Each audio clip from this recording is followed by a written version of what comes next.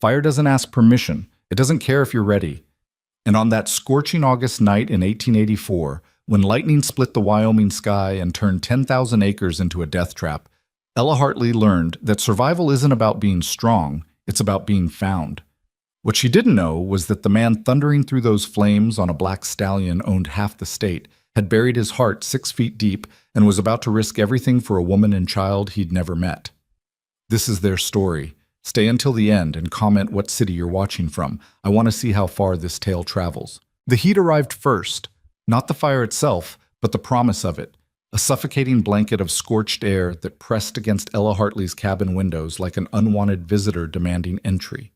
She'd been standing at the wash basin, humming softly while Jonah nursed at her breast, when the temperature in the room climbed 10 degrees in as many seconds. The hum died in her throat. Through the window, the western horizon had turned the color of rust and blood. Ella's hands, still damp from the wash water, began to tremble. She'd lived in Wyoming territory for 3 years, long enough to know that color, long enough to understand what it meant when the birds went silent and the deer came streaming past your property like refugees fleeing an invisible army. Fire. The word stuck in her throat like a bone. She pulled Jonah closer, his small fingers curling instinctively against her collarbone, and moved to the door. The moment she opened it, the smell hit her. Pine sap burning, sage turning to ash, the acrid bite of earth itself being consumed. Smoke rolled across the valley floor in gray waves, obscuring the creek bed she'd walked just that morning. "No," she whispered. "No, no, no." But nature doesn't negotiate. The cabin, if you could call it that, was little more than 4 walls and a prayer. Ella's husband Thomas had built it with promises of expansion, of glass windows and a real floor, of neighbors and community. Then Thomas had put a bullet in his head one frozen February morning, leaving her with an infant, $40, and a structure that leaked when it rained and groaned when the wind blew. She'd stayed because she had nowhere else to go, because pride tastes better than pity, because admitting failure felt worse than dying alone. Now dying alone had become a very real possibility. Ella's mind raced through her options with the desperate efficiency of a cornered animal. The nearest town was Redemption Creek, 15 miles east, impossible to reach on foot with a 6-month-old baby. The Mortensen place sat 8 miles north, but Clay Mortensen had made his intentions clear the last time he'd visited, his eyes lingering on her body while his words dripped with false concern. She'd rather burn.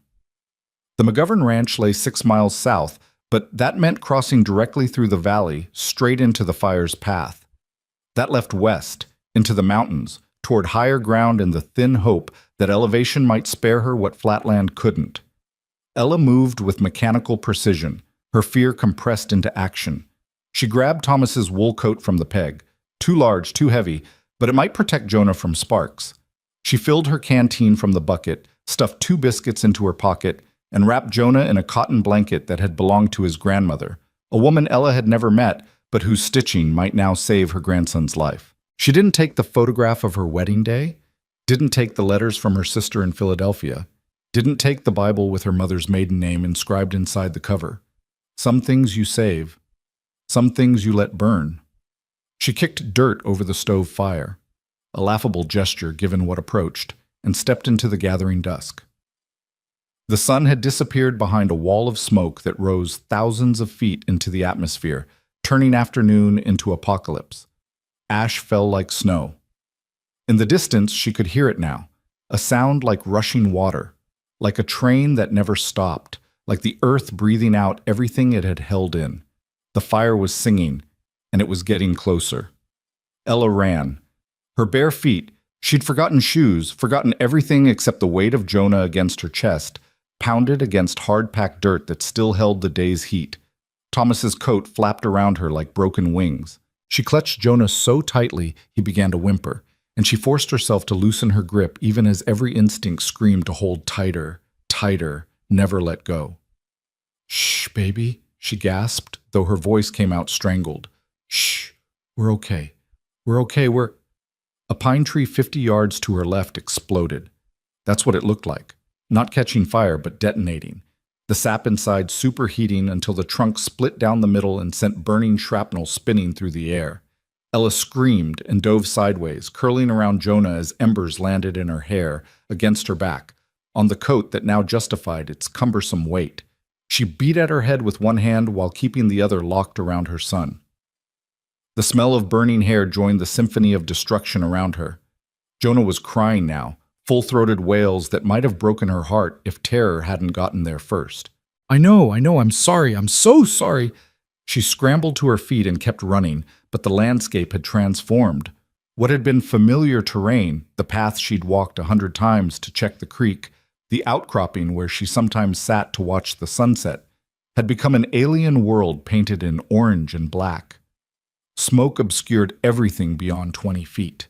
Her eyes streamed tears that evaporated on her cheeks. Each breath felt like swallowing glass. The fire had surrounded her. Not completely, not yet, but she could see it now, racing through the valley on 3 sides. It moved like a living thing, leaping from tree to tree, crawling through the brush with terrifying intelligence. It found the driest timber and consumed it. It found the richest veins of sage and devoured them. It turned everything Ella had known into ash and absence. She changed direction, angling toward a gap in the flames, a corridor of unburned ground that seemed to lead up slope.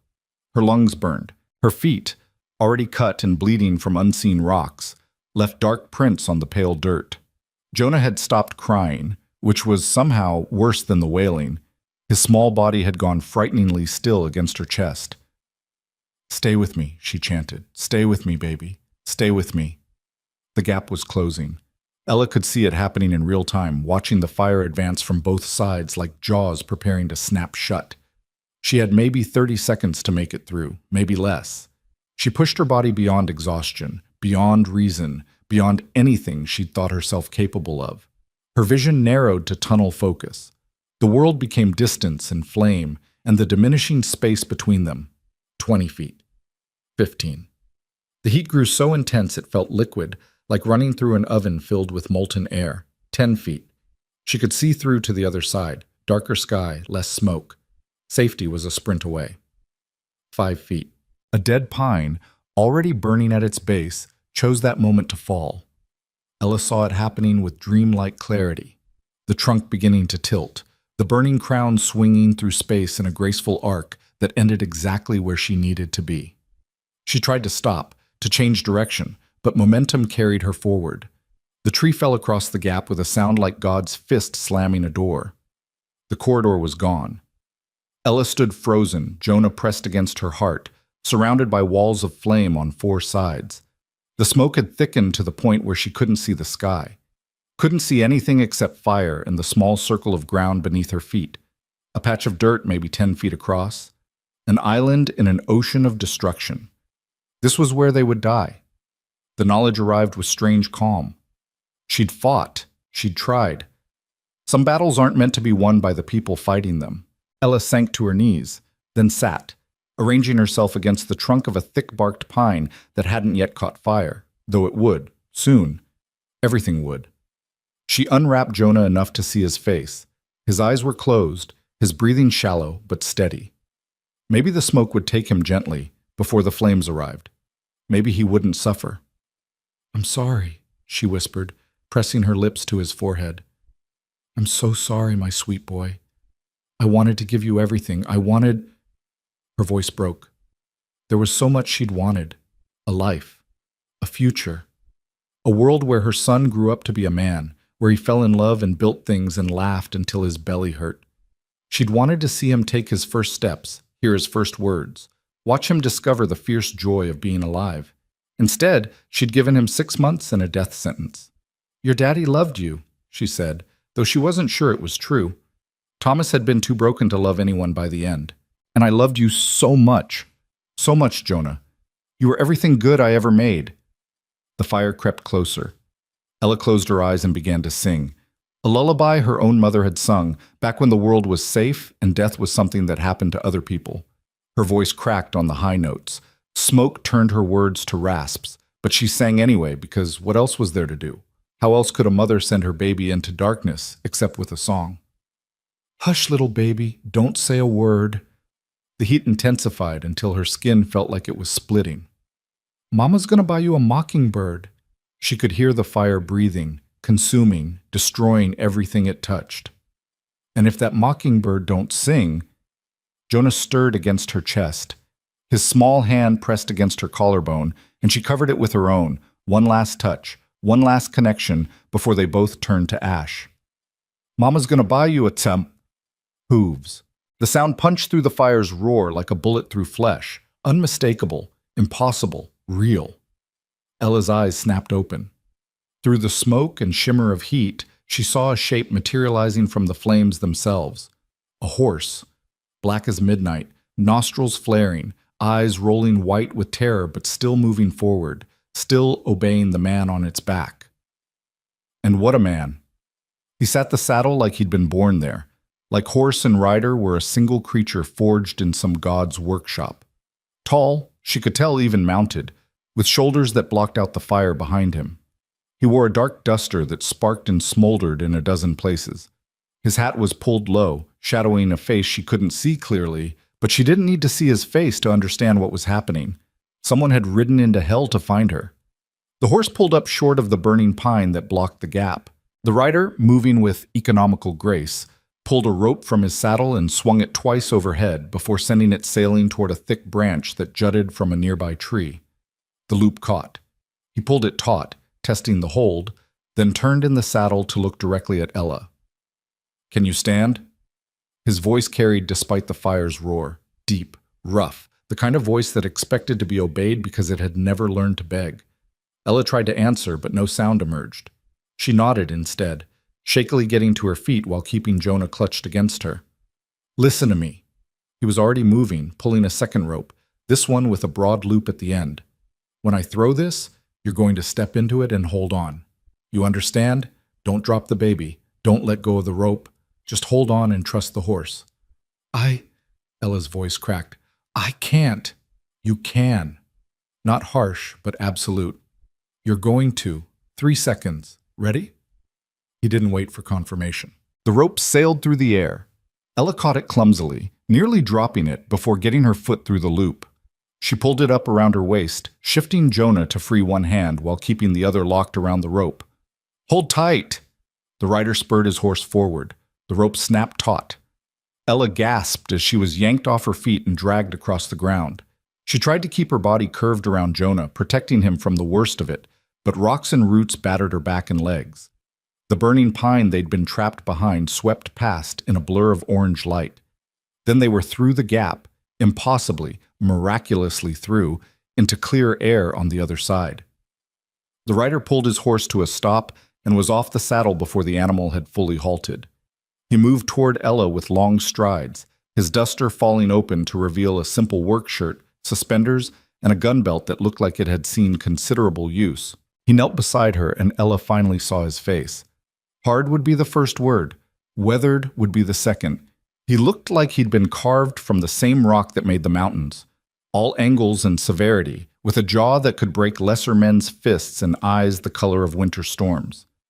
A scar ran from his left temple to his cheekbone, pale against sun-darkened skin. He wasn't young, 40, maybe 45, but age sat on him like a weapon he'd learned to wield. The baby. His hands, scarred, capable, surprisingly gentle, reached for Jonah. "Let me see." Ella's arms tightened instinctively. Some part of her brain, still functioning despite the shock, whispered warnings about strange men and vulnerable children. But a larger part, the part that understood she had no options left, reluctantly loosened her grip. He took Jonah with the care of someone who'd held infants before, supporting the head with one large hand while checking him over with clinical efficiency. His fingers pressed lightly against Jonah's neck, feeling for a pulse. He brought his face close to the baby's mouth, checking breath. "He's all right," the man said, and the relief in his voice surprised her. "Smoke got him a little, but he's breathing steady. You did good, keeping him covered." "Is he—" Ella couldn't finish the question. Her body had begun to shake uncontrollably now that the adrenaline was wearing off. "He's alive. You both are. Now let's keep it that way." He stood, still holding Jonah, and looked at Ella with an expression that wasn't quite sympathy, but wasn't quite indifference either. Can you ride? I I don't know. Maybe. I've never. Then you're learning tonight. Come on. He reached down with his free hand. An offer, not a command. Ella stared at it for a moment. This stranger's hand was the difference between survival and death, and she knew nothing about him. Not his name, not his intentions, not whether saving her would come with a price she couldn't afford to pay. But Jonah was in his arms, and the fire was still advancing. And sometimes trust isn't a choice. It's just the only option that doesn't guarantee dying. She took his hand. He pulled her up with shocking ease, as if she weighed nothing at all. Up close, he smelled like smoke and horse and something else. Leather, maybe, or saddle soap. Something clean despite the destruction around them. Here! He handed Jonah back to her, then pulled a heavy wool blanket from his saddlebag. It was soaking wet. Wrap him in this. It'll protect him from sparks. Then wrap yourself. Ella obeyed with numb fingers. The wet wool was cold after the fire's heat, a shock that felt almost painful. She swaddled Jonah until only his face peeked out, then draped the remaining fabric over her own shoulders. The man mounted his horse in one smooth motion, then reached down for her. Give me your hand. When I pull, push off with your feet. I'll do the rest. She did. He did. And suddenly Ella found herself sitting sideways across the saddle. Jonah clutched against her chest, the stranger's arm locked around her waist like an iron bar. The horse danced nervously beneath them, wanting to run, held in check only by the rider's will. Hold on, he said simply. Then they were moving. Not a gallop, the terrain was too rough, the visibility too poor, but something faster than a trot, a controlled urgency that ate up ground without sacrificing safety. The horse moved like it knew every rock, every hole, every dangerous step. Maybe it did. This felt like land the animal had covered 1,000 times. Behind them, the fire raged on. Ella twisted to look back and immediately wished she hadn't. The valley had become a vision of damnation, flames reaching hundreds of feet into the sky, entire hillsides glowing like coals, the darkness above them illuminated by destruction below. Her cabin, if it still stood, would be gone within the hour. Everything she'd built, everything she'd endured, reduced to memory and ash. Don't look back, the man said quietly. Nothing there worth seeing now. He was right, but it hurt anyway. They rode in silence, the only sounds the horse's heavy breathing, the creak of leather, and the distant roar of fire slowly fading behind them. Ella's body had moved beyond pain into a strange numbness where nothing felt entirely real. She existed in a bubble of motion and shock, aware that something terrible had happened but unable to fully process it.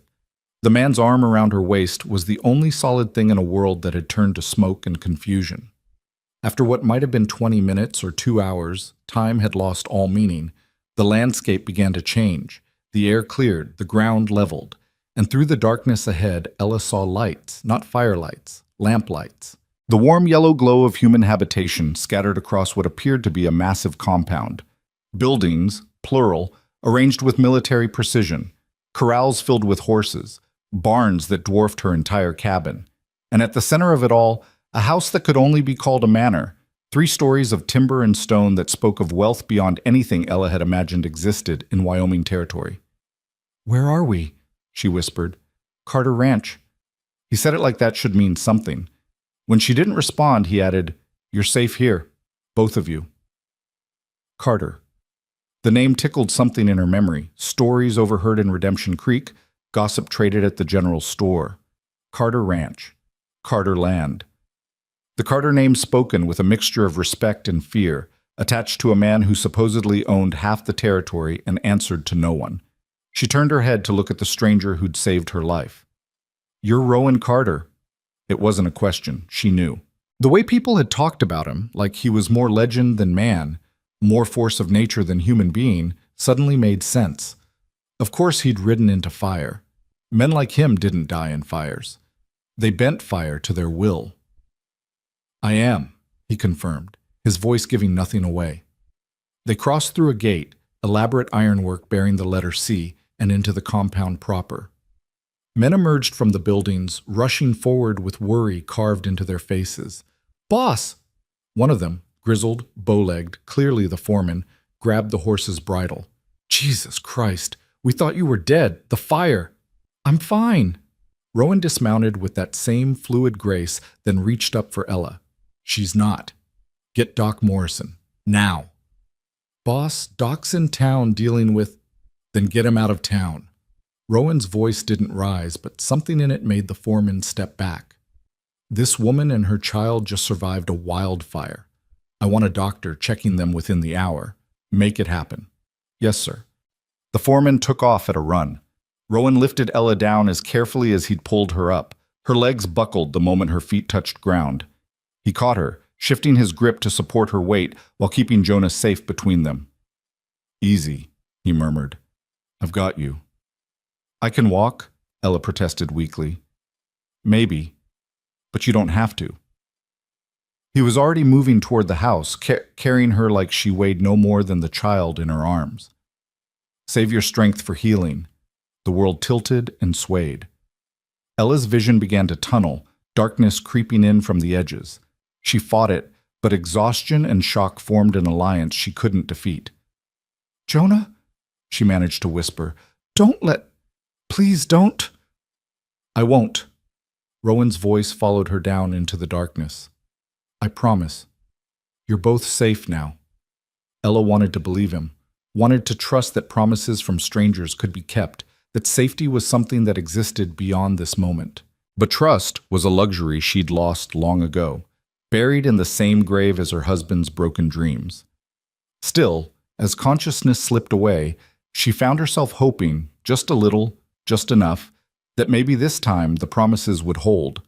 Maybe this time she wouldn't wake up alone. Consciousness returned in fragments, the smell of lavender soap, the weight of clean sheets, the distant sound of men's voices drifting through an open window. Ella's eyes opened to unfamiliar ceiling beams, dark timber crossed with expert joinery that spoke of craftsmen who took pride in their work. Morning light filtered through lace curtains she definitely hadn't owned yesterday. Yesterday. The memories crashed back with physical force. Fire, running, Jonah's terrified crying, the stranger on the black horse who'd pulled them from certain death. Jonah. Ella bolted upright, ignoring the screaming protest from every muscle in her body. Her hands went to her chest, searching for the weight that should have been there. Empty. Her son was gone. No, she gasped, throwing back the covers. She was wearing a nightgown, soft cotton, definitely not hers, and her feet were wrapped in clean bandages. None of that mattered. Jonah! The door opened before she could reach it. A woman entered, older, 50-ish, with steel gray hair pulled back in a severe bun and eyes that assessed Ella with the efficiency of a battlefield surgeon. Back in bed, the woman said firmly. Right now, before you tear those stitches. My son, where is my son? Safe, fed, sleeping in the next room, has been for the past 6 hours. The woman moved forward, her hands gentle despite her commanding tone, guiding Ella back toward the bed. The boss has been checking on him every hour. Child's fine. Better than you, truth be told. Ella resisted, her body trembling with adrenaline and fear. I need to see him. I need to, and you will, after you sit down and let me check your vitals. The woman's expression softened slightly. I'm Martha Hayes. I run this house, have for 20 years. Your boy is safe here. Safer than he'd be anywhere else in the territory. Now sit. Something in Martha's voice, not unkind but utterly uncompromising, made Ella obey. She sank back onto the bed, her hands clenched in the unfamiliar nightgown. That's better. Martha pulled a chair closer and sat, her gaze traveling over Ella with professional assessment. Dr. Morrison came last night, said you had some burns, minor, thank God, and your feet were torn up pretty bad. He stitched the worst of it, left instructions for care. Said you and the baby were lucky to be alive. I want to see Jonah, Ella repeated, her voice breaking. Please. Martha studied her for a long moment, then nodded. All right, but you're not walking on those feet. Stay put. She rose and disappeared through a connecting door Ella hadn't noticed before. When she returned, she was carrying a bundle wrapped in a clean blanket, a bundle that stirred and made a small, sleepy sound that shot straight through Ella's heart. Here, Martha placed Jonah in Ella's arms with practiced ease. Healthy as a horse. Barely even coughed this morning. Ella pulled her son close, breathing in his scent, milk and soap and something ineffably him. Her hands ran over his body with desperate thoroughness, checking for injuries, for burns, for any sign that the fire had marked him. But Martha was right. Apart from some redness around his nose from the smoke, Jonah appeared unharmed. He blinked up at her with those serious gray eyes, then yawned widely enough to show his toothless gums. The sob that escaped Ella's throat was half laugh, half prayer. "Thank you," she whispered, though she wasn't sure if she was talking to Martha, to God, or to the stranger who'd ridden through hell to save them. "Thank you." Martha's expression gentled further. "You're a mother. You'd have done the same." She moved toward the door, then paused. "The boss will want to know you're awake. He's been concerned." "Rowan Carter." "That's right." Something flickered across Martha's face, an emotion Ella couldn't quite read. "He brought you in last night looking like he'd ridden through damnation itself. Wouldn't let anyone else tend to you until the doctor arrived. Stood right outside this door for 2 hours, waiting." Ella didn't know what to say to that. Men didn't wait outside doors for strange women they'd rescued. Men collected their debts and moved on. Why? The question emerged before she could stop it. Martha's smile was sad and knowing. "That's a question you'll have to ask him yourself. I'll send up breakfast. You need to eat, both for yourself and for that baby you're nursing." She left before Ella could respond, pulling the door closed with a soft click. Alone with Jonah, Ella allowed herself to simply hold him, to rock slowly back and forth while tears she hadn't known she was holding finally spilled over. They'd survived. Against impossible odds, against fire and fate, and every cruel thing the universe could throw at them, they'd survived, because a stranger had decided they were worth saving. The next 3 days passed in a blur of careful healing and growing confusion. Martha appeared like clockwork, bringing meals that were far too elaborate for someone who'd arrived with nothing, checking Ella's bandages, taking Jonah for short periods so Ella could sleep without worry. Dr. Morrison visited twice more, pronouncing himself satisfied with her progress and mystified by her luck. "I've seen men with less smoke exposure than you die within hours," he said, peering at her through spectacles that kept sliding down his nose. "You shouldn't be breathing this easy." "The blanket," Ella said quietly. "He gave us a wet blanket." Morrison nodded slowly. "Smart. The water would have filtered the worst of the smoke, kept the heat from your lungs." He began repacking his medical bag. "You owe that man your life. Both your lives." Ella knew. God, did she know. The debt sat in her chest like a stone, heavy and impossible to dislodge. She'd been raised to pay her debts, to never accept charity she couldn't repay. But how did you repay someone for pulling you from fire? How did you put a price on your child's breath? But Rowan Carter himself remained conspicuously absent. Ella heard him, his voice carrying from somewhere downstairs, giving orders, discussing feed prices and fence repairs with his men. Once, she saw him from her window, crossing the yard with that same economical stride, his hat pulled low against the afternoon sun. But he never came to her room, never asked to see how she was healing, never sought payment for the rescue or gratitude for the shelter. It was Martha who finally explained on the 4th morning while helping Ella take her first careful steps across the room. "The boss doesn't know how to talk to women," Martha said bluntly. "Not anymore. Hasn't had a woman under this roof, aside from me, in near 6 years. Ella's feet throbbed with each step, but she forced herself to keep moving. Weakness was a luxury she couldn't afford. "Why not?" "That's his story to tell, not mine." Martha steadied her at the window, where Ella could look out over the compound. In daylight, it was even more impressive. Acres of corrals, multiple barns, bunkhouses that could sleep dozens of men. This wasn't just a ranch. It was an empire. "But I'll tell you this much. Rowan Carter is the best man I've ever known, and the loneliest. Those two things aren't unrelated." Before Ella could respond, a knock at the door interrupted them. Martha called out permission to enter, and a young man stepped inside, barely 20, with sandy hair and an eager expression that reminded Ella of a friendly dog. "Begging your pardon, ma'am," he said, addressing Ella with exaggerated formality. "But the boss asked me to bring you this." He held out a small wooden object carefully wrapped in cloth. Ella took it, confused. When she pulled back the fabric, her breath caught. It was a horse. A tiny, perfect horse carved from pale pine, every detail rendered with meticulous care. The arch of the neck, the flare of the nostrils, even the individual strands of the mane. The wood had been sanded until it felt like silk under her fingers. "He made it," the young man said proudly. "Been working on it every night since you arrived. Said every baby should have a toy." Ella stared at the carving, something hot and complicated rising in her throat. This was the work of hours, of patience, of hands that knew how to create as well as destroy. She thought of those hands pulling her from the fire, wrapping her in wet wool, carrying her to safety. "Thank him for me," she managed to say. "Please." The young man nodded and left. Ella turned the horse over in her hands, tracing the smooth lines with one finger. Beside her crib, Jonah had woken and was watching her with those serious eyes. "Look," she whispered, showing him the carving. "Someone made this for you. Someone who—" She trailed off, unsure how to finish that sentence. Someone who cared. Someone who thought you mattered.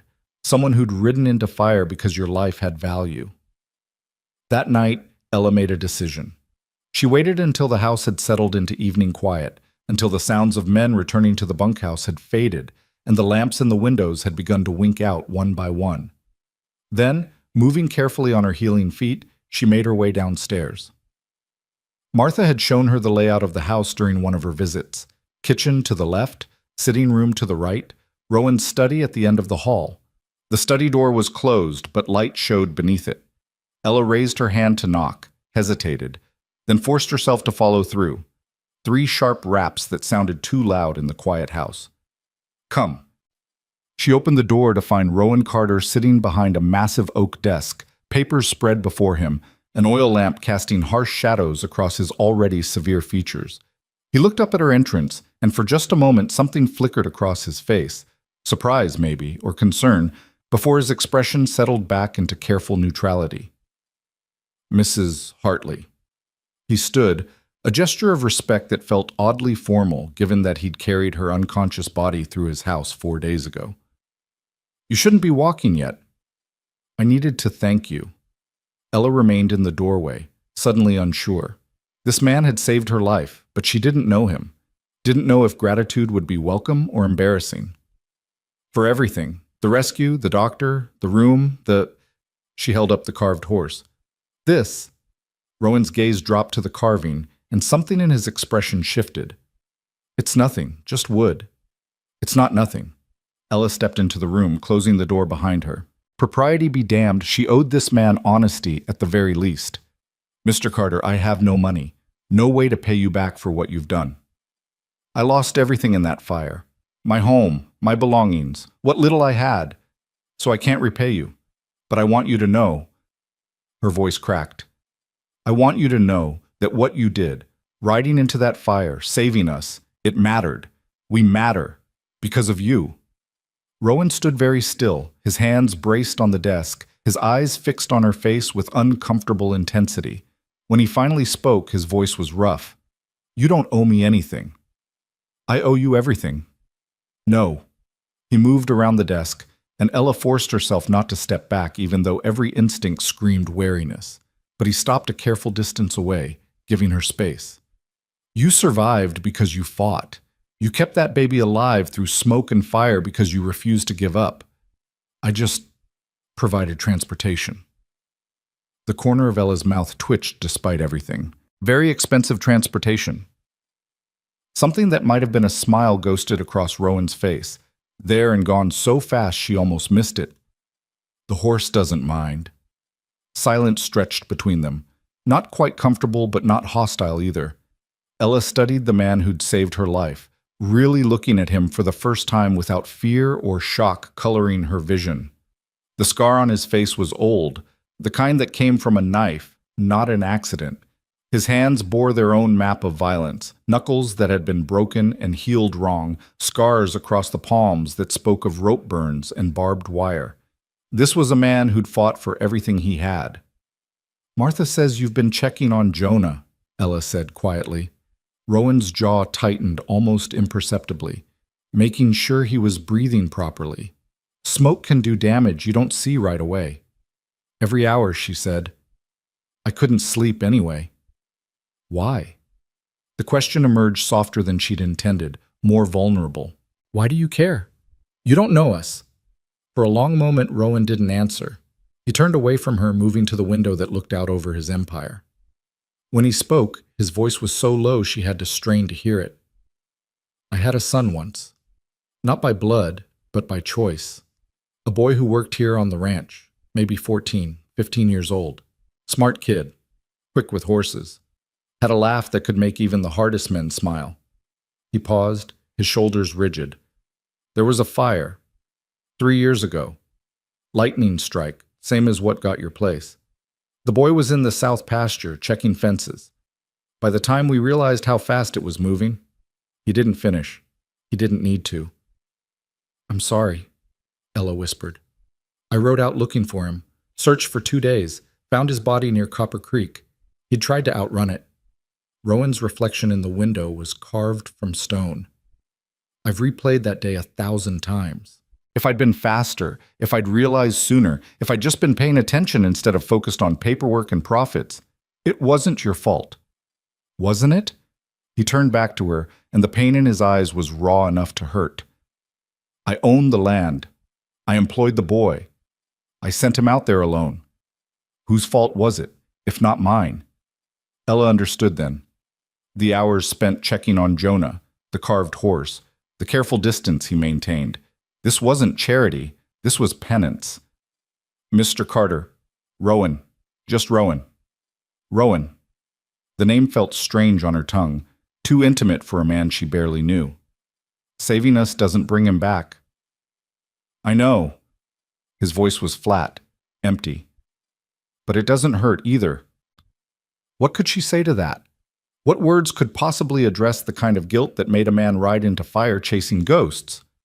Ella stood in the lamplight of his study, holding a carved horse and a debt she could never repay, and felt the weight of both their losses settling between them like snow.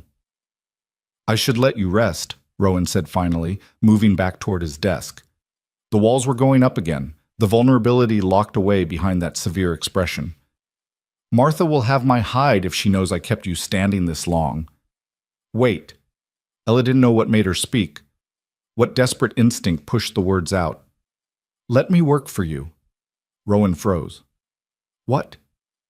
I need to pay you back. I need to... She gestured helplessly at the room, at the house, at everything his wealth represented and her poverty lacked. I can't take charity. I won't. So let me work. I can cook, clean, help Martha with the house. I'm strong, I'm willing, and I promise I won't... No.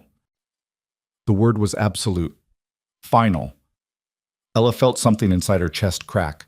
Please, I'm not asking for much, just a way to earn... I said no. Rowan's voice had gone cold, distant. You need to heal. The baby needs you. When you're ready, I'll have my men take you wherever you want to go. Redemption Creek, Cheyenne, wherever, with enough money to start over. But you're not working here. Shame burned through Ella's veins like acid. Of course. She'd been a fool to think he'd want her here, a charity case with nothing to offer. He'd done his good deed, eased his guilty conscience. Now he wanted her gone. I understand, she said stiffly. Thank you for your generosity. She turned toward the door, her healing feet suddenly throbbing with renewed pain. Behind her, Rowan spoke again, his voice different, strained. It's not that I don't think you're capable. Ella paused, but didn't turn around.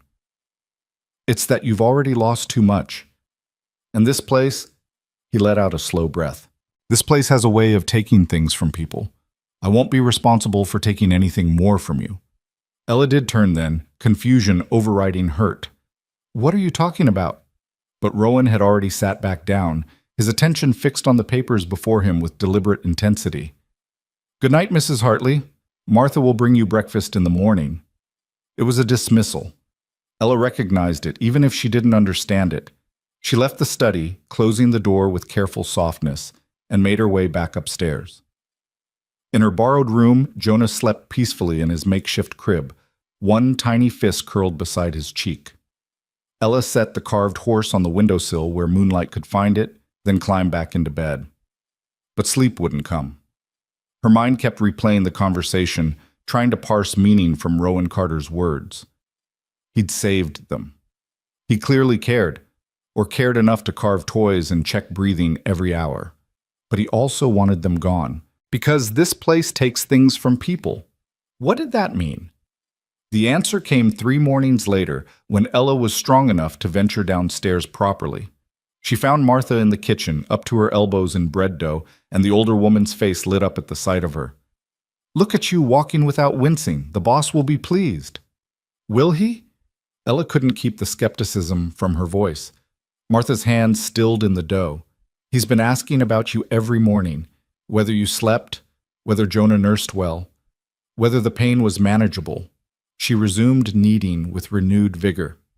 "That man cares, even if he doesn't know how to show it." "He wants me to leave." Ella said it flatly, testing the words. "He wants you safe." Martha shaped the dough into a smooth ball and set it aside to rise. "There's a difference. I don't understand him. Join the club." Martha wiped her hands on her apron and gestured toward the kitchen table. "Sit. I'll make tea and tell you what you need to know about Rowan Carter." Over strong tea and fresh bread with butter, Martha told the story. It came out in pieces, a narrative assembled from years of observation and a loyalty that ran bone deep. Rowan had come to Wyoming Territory 15 years ago, a veteran of range wars down in Texas with a reputation for being fast with a gun and faster with his fists. He'd won the original Carter land in a poker game, 3,000 acres that no one else wanted because the water rights were disputed and the terrain was too rough for cattle. Within 5 years, he'd cleared the water rights, doubled his acreage, and turned the worthless land into the most profitable ranch in the territory. "He worked like a man possessed," Martha said, her eyes distant with memory. 18-hour days, sleeping in the bunkhouse with his men, eating nothing but jerky and coffee. He built this empire with his own hands and the blood of anyone foolish enough to try taking it from him. "He sounds dangerous." "He was. Still is, when he needs to be." Martha poured more tea. "But then he met Emily." The name hung in the air like smoke. "She was a teacher, come west from Boston to bring civilization to the frontier, refined, educated, completely unsuited for this life." Martha's smile was sad, and Rowan fell for her like a tree falling, all at once, without warning, and hard enough to shake the ground. Within 6 months, they were married. Within a year, she was dead. Ella's hands tightened around her teacup. "What happened?" "Childbirth. The baby, too." Martha's voice went flat, clinical. "Complications. Dr. Morrison did everything he could, but some things can't be saved no matter how hard you fight. Rowan, he broke. Spent 3 months alone in the North Range, barely eating, not talking to anyone. When he came back, he was different, harder, more closed off. He threw himself into the ranch even more than before, like if he just worked hard enough, he could outrun the grief." "That's why he doesn't want me here," Ella said slowly, understanding crystallizing. "I remind him. You and that baby remind him of everything he lost, and he's terrified." Martha met Ella's eyes across the table. "Terrified that if he lets himself care again, even a little, he'll lose you too. That this place will take you the way it took them." The weight of it settled over Ella like a blanket. She thought about the carved horse, the hourly checks, the careful distance.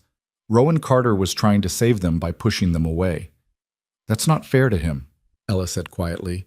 "He can't live like that. Always afraid, always alone." "No," Martha agreed. "He can't, but no one's been able to convince him otherwise." She studied Ella with new assessment. "Maybe no one's tried hard enough." Ella shook her head. "I'm nobody to him. A stranger he rescued. You're a mother who survived fire for her child. You're a woman who asked to work instead of accepting charity. You're someone who looked at the most feared man in the territory and saw a person worth thanking." Martha leaned forward. "You're not nobody, Ella Hartley, and I think deep down, Rowan knows that." The conversation stayed with Ella as the days passed, and her body continued to heal. She began taking walks around the compound, Jonah strapped against her chest in a sling Martha fashioned from spare cloth. The ranch hands tipped their hats as she passed, their initial wariness giving way to friendly nods. She learned their names: Old Pete, who managed the horses, young Tommy, who'd brought her the carved horse, Sam the foreman, who ran the operation when Rowan was occupied. And she watched Rowan. He moved through his empire with the confidence of a king, but she noticed things now that she'd missed before. The way his jaw tightened when he saw her with Jonah. The way his steps slowed as he passed the window of her room. The way he carved.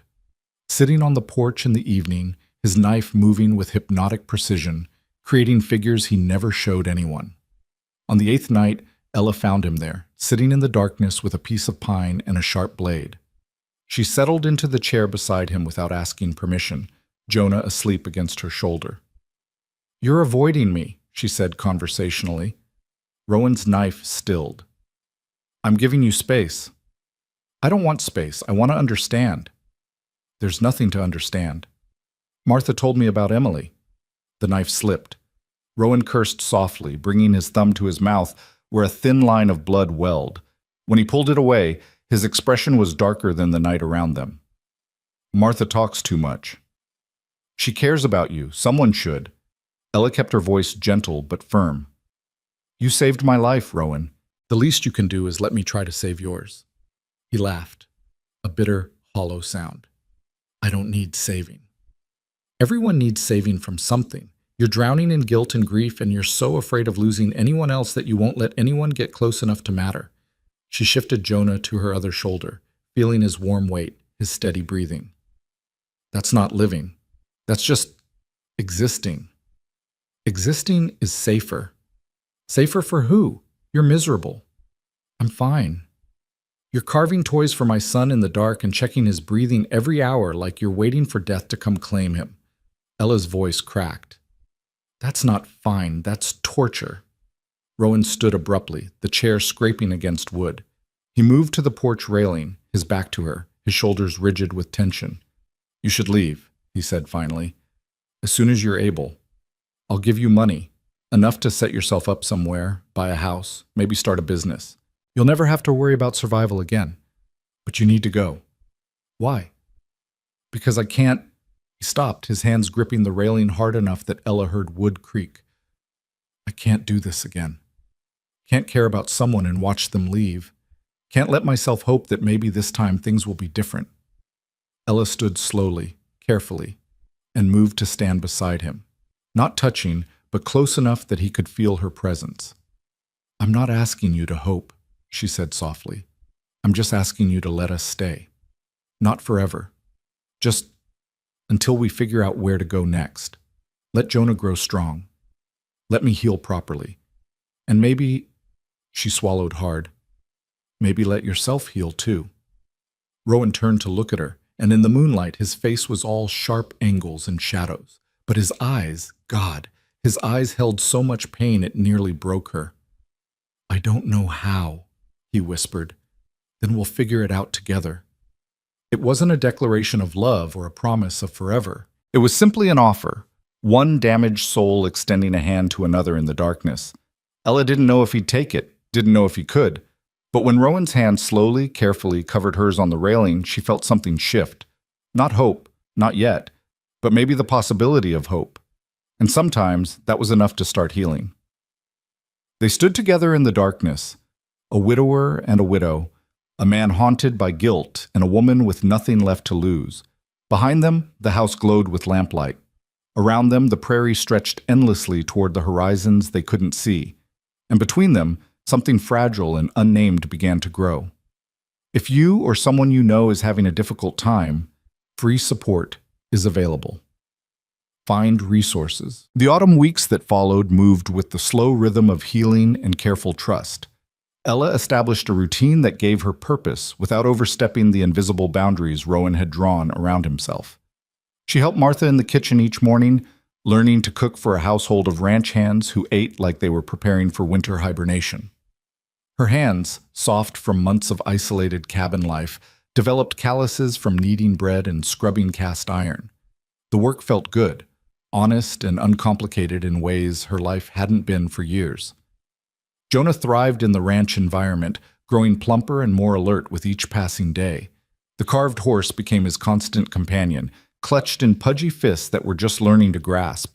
Old Pete claimed the baby had horse sense after Jonah stopped crying the moment he was carried near the stables. Young Tommy fashioned a small cradle that could be set safely in the kitchen corner, allowing Ella to work while keeping her son close. And Rowan watched from a distance that was slowly, imperceptibly shrinking. He no longer disappeared when Ella entered a room. Stopped making excuses to avoid mealtimes when she sat at the long kitchen table with Martha and whatever ranch hands had business in the house. Once, she caught him holding Jonah while Martha tied her apron, the baby's small hand wrapped around Rowan's scarred finger, and the expression on the man's face was so nakedly vulnerable it made her chest ache. But the progress was fragile as spun glass.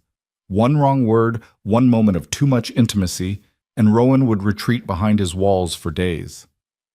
3 weeks after the fire, a letter arrived. Sam brought it to the kitchen where Ella was peeling potatoes, his weathered face creased with concern. "This came for the boss, but—" He hesitated, turning the envelope over in his hands. "It's from Clay Mortensen. Nothing good ever comes from that man." Ella's hand stilled on the potato. She knew the Mortensen name, had heard it whispered in Redemption Creek with the same mixture of fear and disgust people reserve for rattlesnakes and outlaws.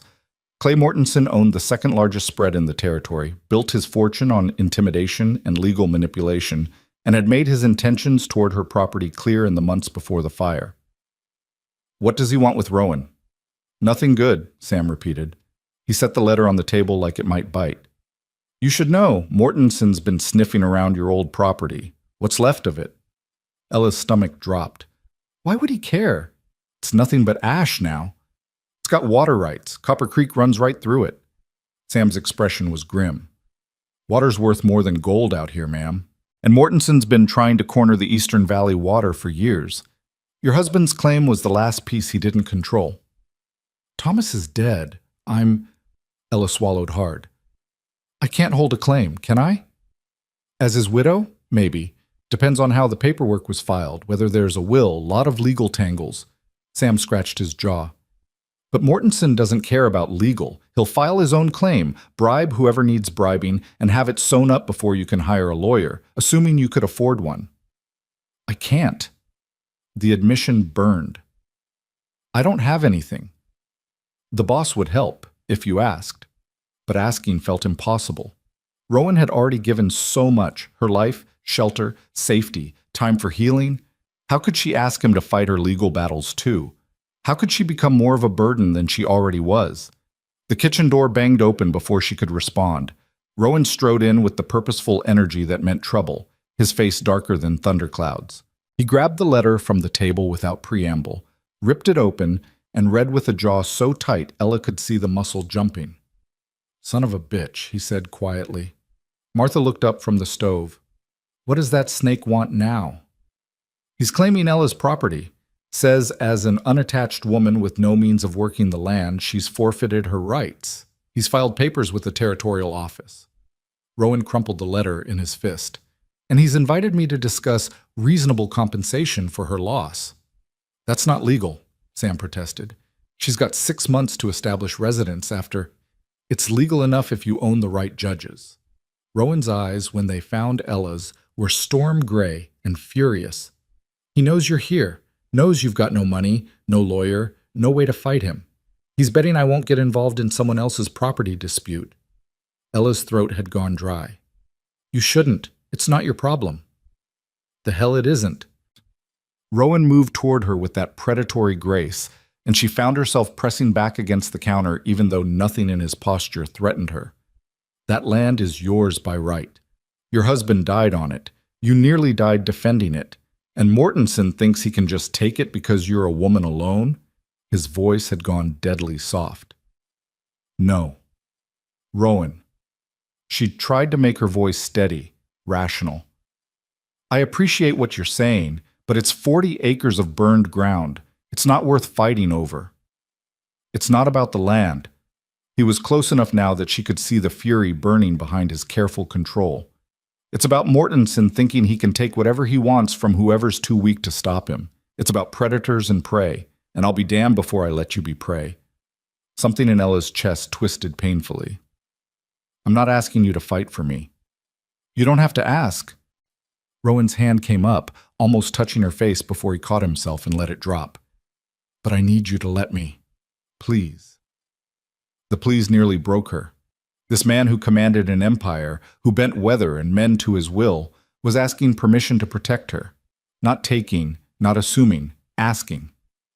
Okay? She whispered. Okay. The tension in Rowan's shoulders eased fractionally. He nodded once, sharp and decisive, then turned to Sam. Get the lawyer from Cheyenne. The good one, not the drunk we used for the fence dispute. I want every filing Mortensen made pulled and reviewed. If there's a crack in his claim, I want it found. Yes, sir. Sam headed for the door, then paused. Boss, Mortensen's not going to take this lying down. I'm counting on it. Rowan's smile was all edges. Been a while since anyone gave me a good reason to remind this territory why they leave Carterland alone. After Sam left, an uncomfortable silence settled over the kitchen. Martha had gone conspicuously quiet at the stove, giving them the illusion of privacy while absolutely listening to every word. Jonah chose that moment to wake from his nap with a small cry that shattered the tension. Ella moved to pick him up, but Rowan was faster. He lifted the baby with surprising gentleness, settling Jonah against his chest with the ease of long practice. The baby immediately stopped fussing, one small hand grabbing a fistful of Rowan's shirt. Hey there, little man, Rowan murmured. Bad dream? Ella watched them, this hard man and her soft baby, and felt something dangerous bloom in her chest. Hope, maybe, or longing, or the terrible realization that she was starting to depend on Rowan Carter in ways that went far beyond gratitude. I'll pay you back, she said quietly. Somehow, when I figure out how. Rowan looked up, Jonah still cradled against him. You don't owe me anything. I owe you everything. My life, my son's life, now my land. Your land was always yours. I'm just making sure it stays that way.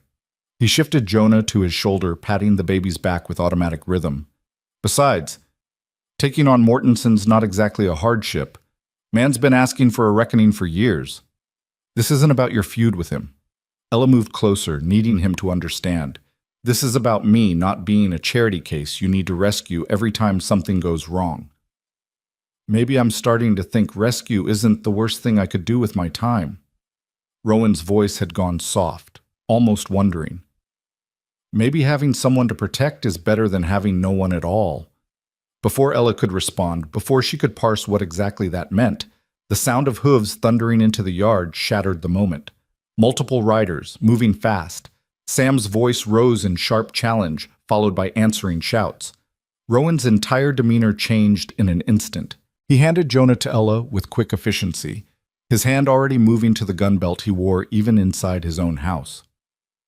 Stay here. Lock the door behind me. What's happening? Don't know, but it's happening fast. He was already moving toward the door. Martha, get her upstairs, away from windows. Then he was gone, the door slamming behind him with enough force to rattle the dishes. Through the window, Ella saw 5 riders milling in the yard. Not Mortensen's men by their dress, but strangers wearing hard faces and harder eyes, the kind of men who got paid to cause trouble. Martha grabbed Ella's arm. Come on, now. But Rowan can handle himself. You're the one he'll tear this territory apart for if something happens. Move. They hurried upstairs, Martha surprisingly spry for her age. She ushered Ella into the bedroom and positioned them away from the window, but where they could still see the yard below. Jonah had started to cry, picking up on his mother's fear with that uncanny infant intuition, and Ella bounced him frantically while trying to see what was happening. Rowan stood in the center of the yard, flanked by Sam and 3 other ranch hands. The strangers had dismounted but kept their hands near their weapons. The lead rider, a barrel-chested man with a red face and cruel eyes, was talking, gesturing aggressively. Ella couldn't hear the words, but she could read the threat in every movement. Who are they? She whispered. Trouble.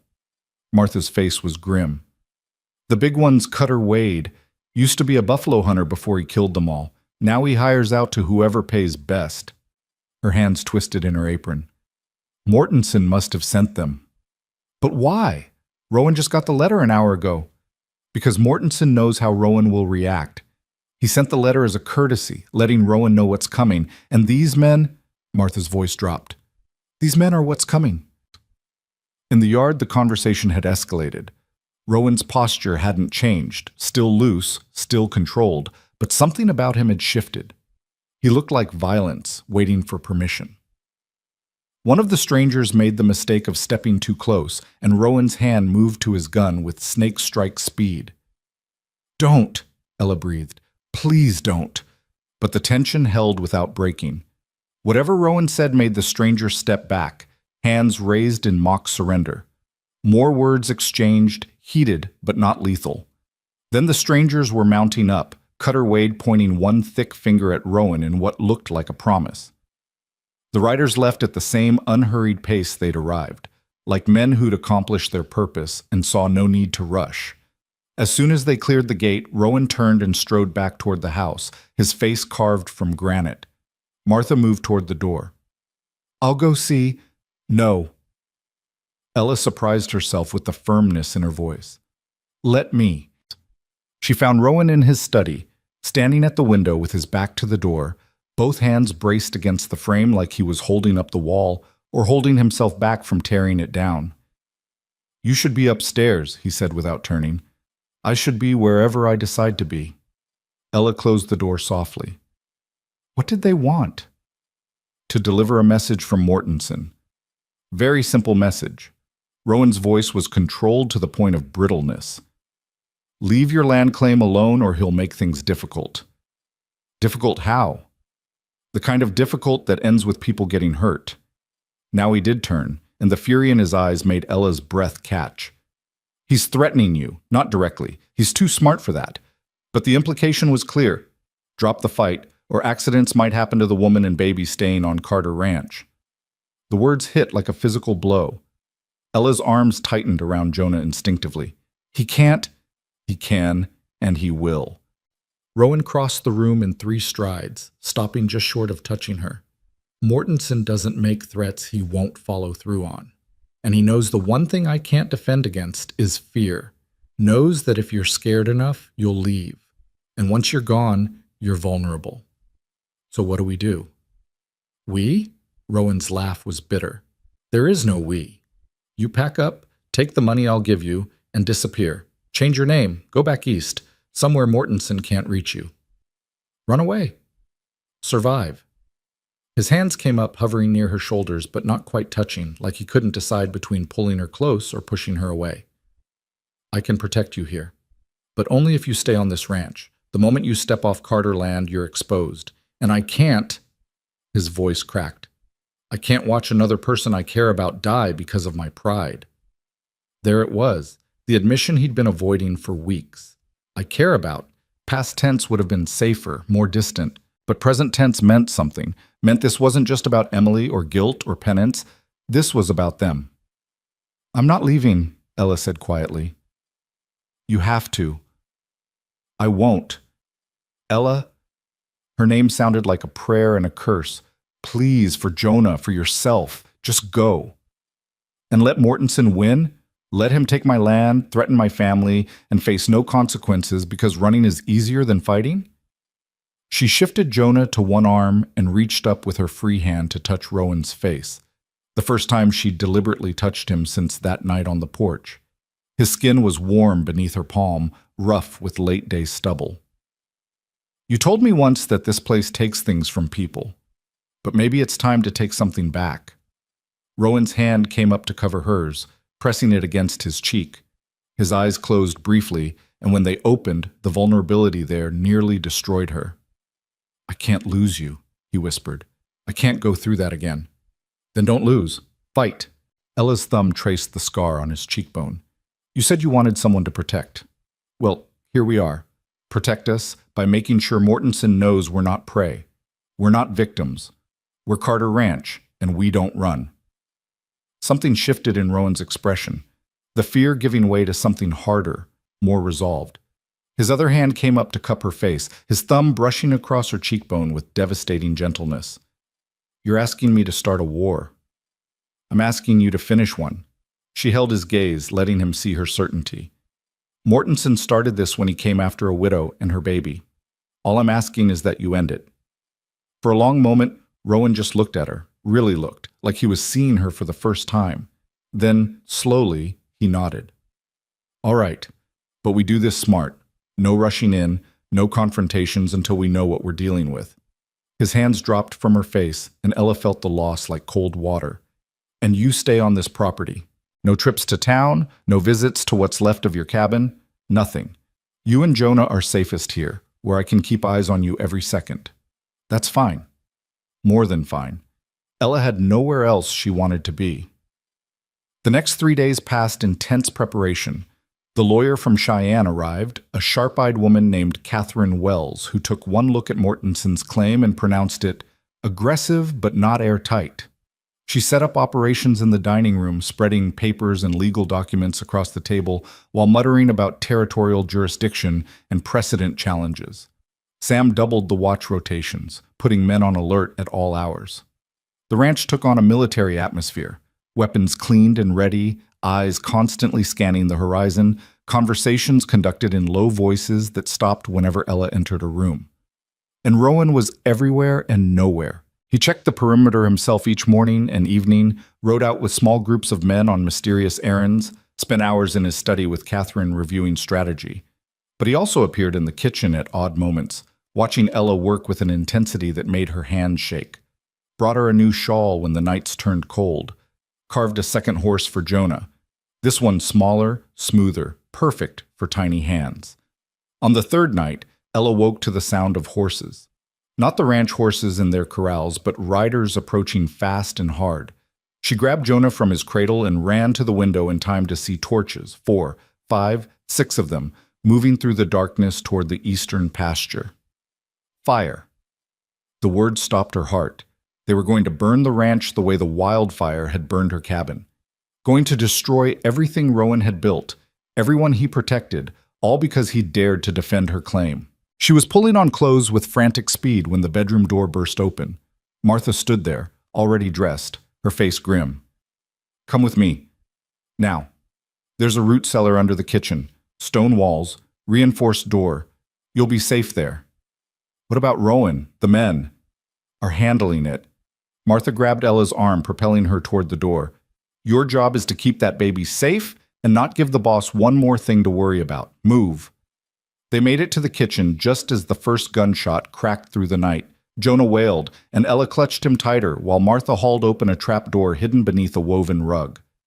Stone steps led down into darkness. There's lanterns, water, blankets. Stay quiet. Stay down. Don't come out until someone you know comes for you. Martha's hands were shaking, but her voice stayed steady. Go. Martha. I've got things to do. Go. Ella descended into the cellar, hearing the trapdoor slam shut above her, the scrape of the rug being replaced. In the darkness, she fumbled for matches, found a lantern, got it lit with trembling hands.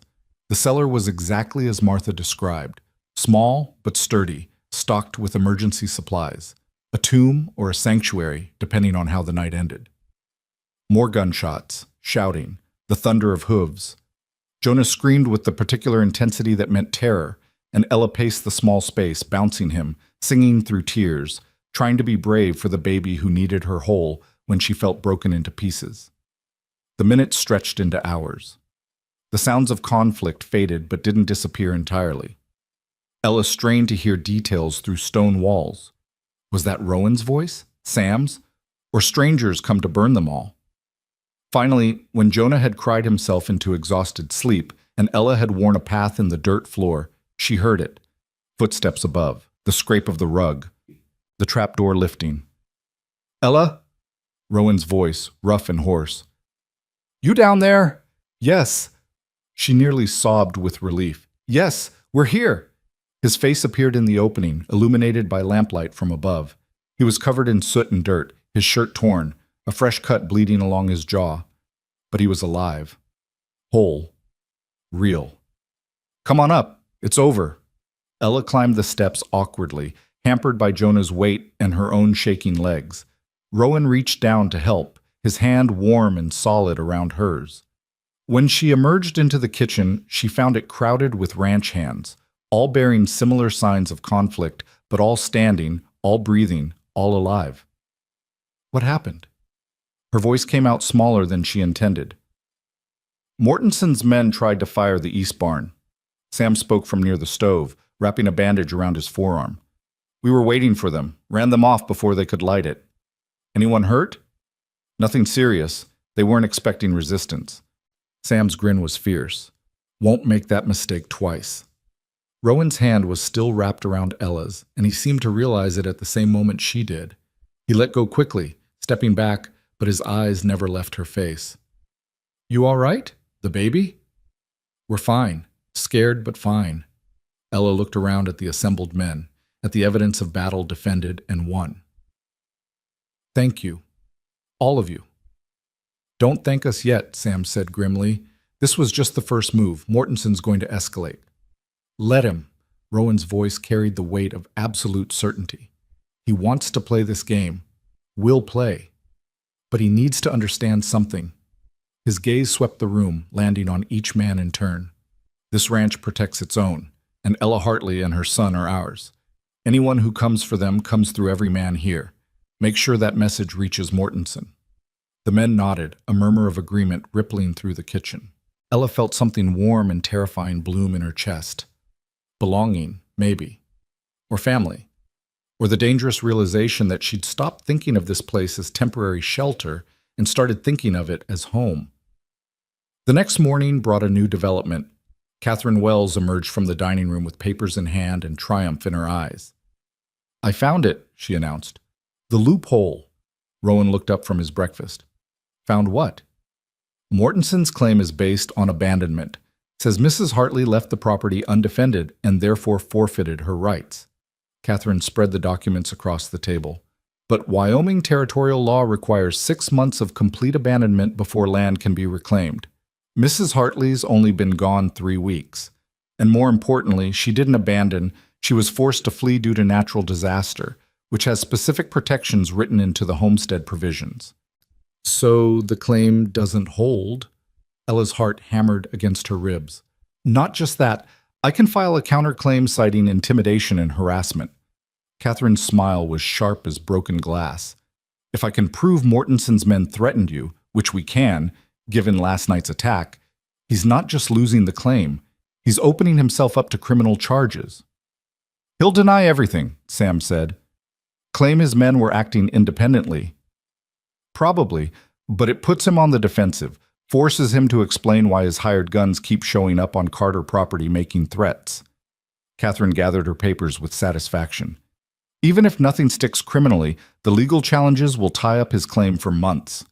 Maybe years. Rowan leaned back in his chair, something dangerous flickering behind his eyes. Unless we give him a reason to withdraw the claim voluntarily. What kind of reason? Ella asked. The kind that reminds him there are consequences to threatening what's mine. The way he said mine, possessive and absolute, sent shivers down Ella's spine. This was the man who'd built an empire through will and violence, and she was watching him decide that she and Jonah were part of that empire now, part of what he'd defend with everything he had. It should have scared her. Instead, it felt like safety. What are you planning? Catherine's eyes narrowed with professional wariness. Nothing illegal, just persuasive. Rowan stood, decision made. Sam, I need 5 men. Good riders, not afraid of hard work. We're paying a visit to Mortenson's water operation at Blue Canyon.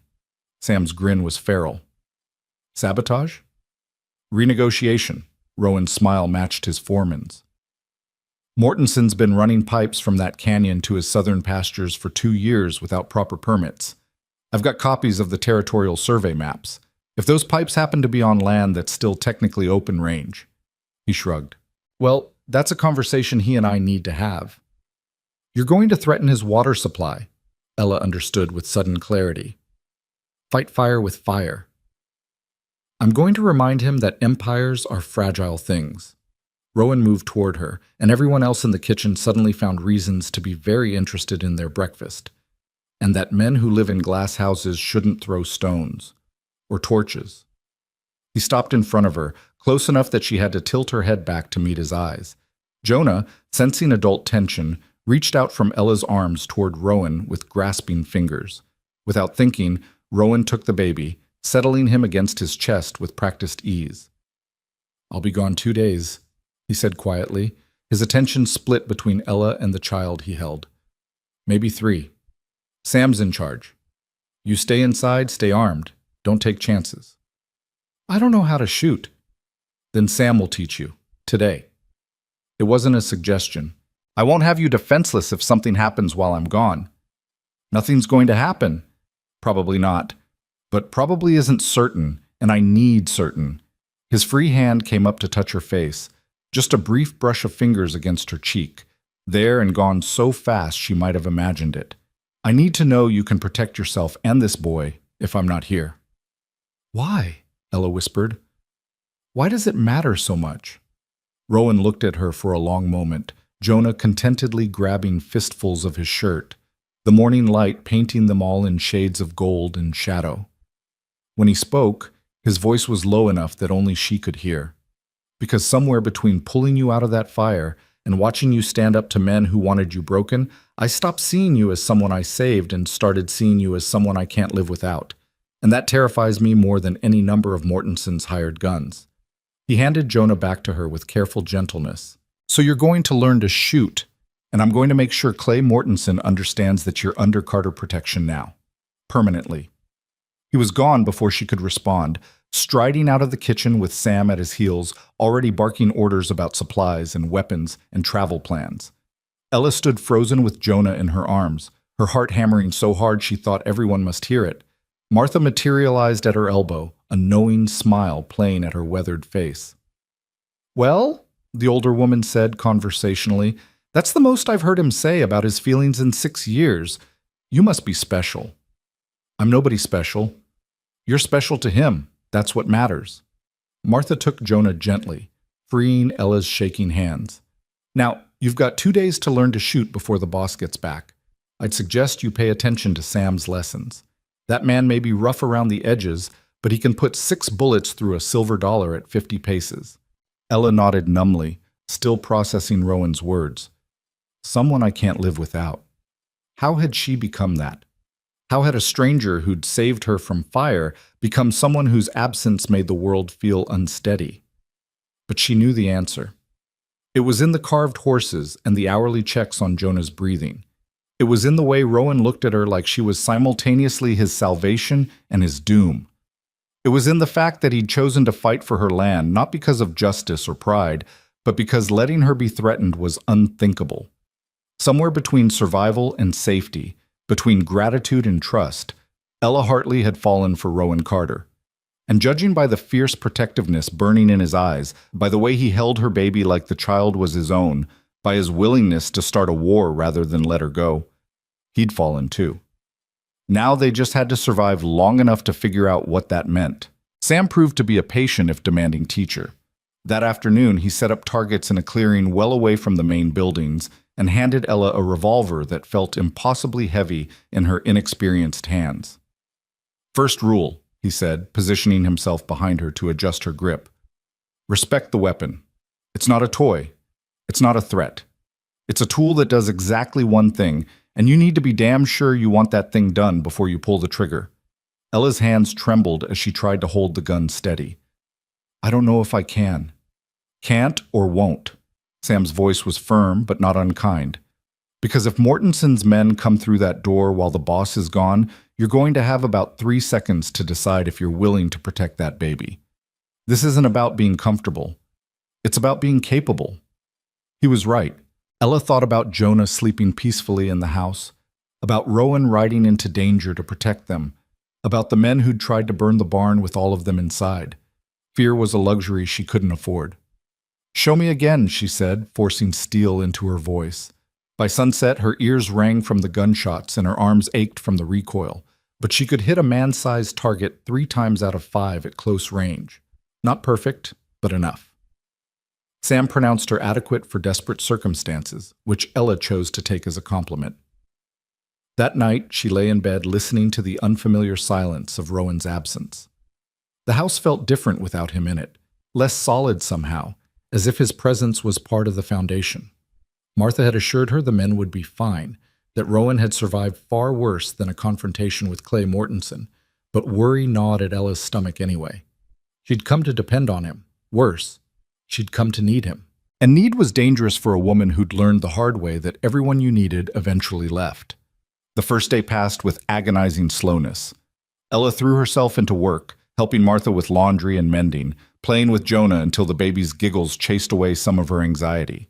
Catherine Wells continued her legal battle from the dining room, emerging periodically to ask questions about Thomas's original claim filing and water rights documentation that Ella couldn't answer. "I never paid attention to the paperwork," she admitted, feeling foolish. "Thomas handled all of that." "Most wives don't," Catherine said without judgment. "That's going to change, though. Women are starting to file claims in their own names, manage their own properties. You should consider doing the same once we get this settled." The idea was both terrifying and thrilling.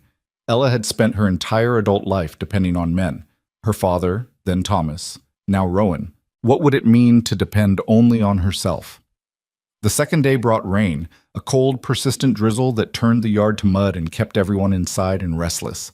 The ranch hands gathered in the bunkhouse, their laughter and card games drifting across the compound. Martha baked bread with aggressive efficiency, pounding the dough like it had personally offended her. And Ella paced the house with Jonah on her hip, checking the windows compulsively for riders that never appeared. It was full dark when they finally came. Ella was nursing Jonah in the rocking chair by the fire when she heard it. Hooves, but wrong. Not the confident thunder of Carter ranch horses, but something quieter, more cautious. The sound of men trying not to be heard. She was on her feet in an instant, settling Jonah into his cradle and grabbing the revolver Sam had insisted she keep close. Her heart hammered so loud she was sure it would give her away as she moved to the window, careful to stay in shadow. 3 riders. Maybe 4. Hard to tell in the darkness and rain. They'd stopped at the gate, and one had dismounted to examine the lock. Not Mortenson's men by their silhouettes. These riders sat their horses differently, moved with military precision that spoke of training beyond what hired guns usually possessed. Ella's mouth went dry. She had to warn the others, had to... The kitchen door creaked open below. Martha's voice called up the stairs, deliberately calm. "Ella, dear, could you come down, please? We have visitors." Visitors. The word was wrong, too polite for the threat outside, but Martha's tone carried a warning Ella couldn't ignore. She checked that the revolver's safety was off. Sam had drilled that into her, and made her way downstairs with the weapon hidden in the folds of her skirt. The kitchen was crowded. Sam stood near the door with 3 ranch hands, all armed. Martha was at the stove, her back rigid with tension. And seated at the table, dripping rainwater onto the clean floor, was a man Ella had never seen before. He was younger than Rowan, maybe 35, with the lean build of someone who spent more time riding than eating. His clothes were quality, not ranch wear, but traveling clothes that had seen better days. He held a hat in his hands and stood when Ella entered, a gesture of respect that didn't match the circumstances of his arrival. "Mrs. Hartley," he said, his voice surprisingly cultured. "My name is James Preston. I work for the Territorial Marshal's office." Ella's grip on the hidden revolver tightened. "What do you want?" "To ask some questions about Clay Mortenson." Preston gestured to the chair across from him. "May I?" Sam spoke before Ella could respond. "The boss ain't here. You want to ask questions? You wait until he gets back." "I'm aware Mr. Carter is currently traveling. That's actually why I'm here now." Preston's smile was thin. "I need to speak with Mrs. Hartley without his influence." "My presence isn't influenced by anyone," Ella said sharply, "and I don't appreciate the implication." "No offense intended, but you're living on Carter property under Carter protection. That creates complications when we're investigating claims of harassment and intimidation." Preston pulled out a notebook, flipping through pages marked with cramped handwriting. "Clay Mortenson filed a complaint 3 days ago. Says Rowan Carter has been making threats, intimidating his workers, and engaging in what he calls aggressive territorial behavior." "That's a lie." The words burst from Ella before she could stop them. "Is it? Because Mr. Carter did ride out to Blue Canyon with armed men. He did have a rather heated conversation with Mortenson's water crew, and he did make statements that could be interpreted as threatening Mortenson's operations." Mortensen tried to burn this ranch. Ella's voice rose despite her attempt to stay calm. His men attacked us, threatened my child, and you're here investigating Rowan? Preston's expression didn't change. I'm here investigating the facts. Mortensen claims his men were defending his property rights. Claims the fire was an accident, that his crew was chased off before they could explain themselves. That's... Ella bit off the curse, aware of Jonah sleeping upstairs. That's not what happened. Then tell me what did happen, from the beginning. Preston's pen was poised above his notebook. And please understand, Mrs. Hartley, I'm trying to get to the truth here. If Mortensen is lying, I need evidence. But if Carter's operating outside the law, even for good reasons, I need to know that too. Ella looked at Sam, who gave her a tiny nod. Permission, or maybe encouragement. She took a breath and began talking. She told him everything, the fire that destroyed her cabin, Rowan's rescue, Mortensen's claim on her land, the letter, the threats, the men with torches in the night. She spoke carefully, sticking to facts, aware that every word might be used to help or hurt the man who'd saved her life. Preston listened without interruption, his pen moving steadily across the pages. When Ella finished, he closed the notebook and studied her with uncomfortably sharp eyes.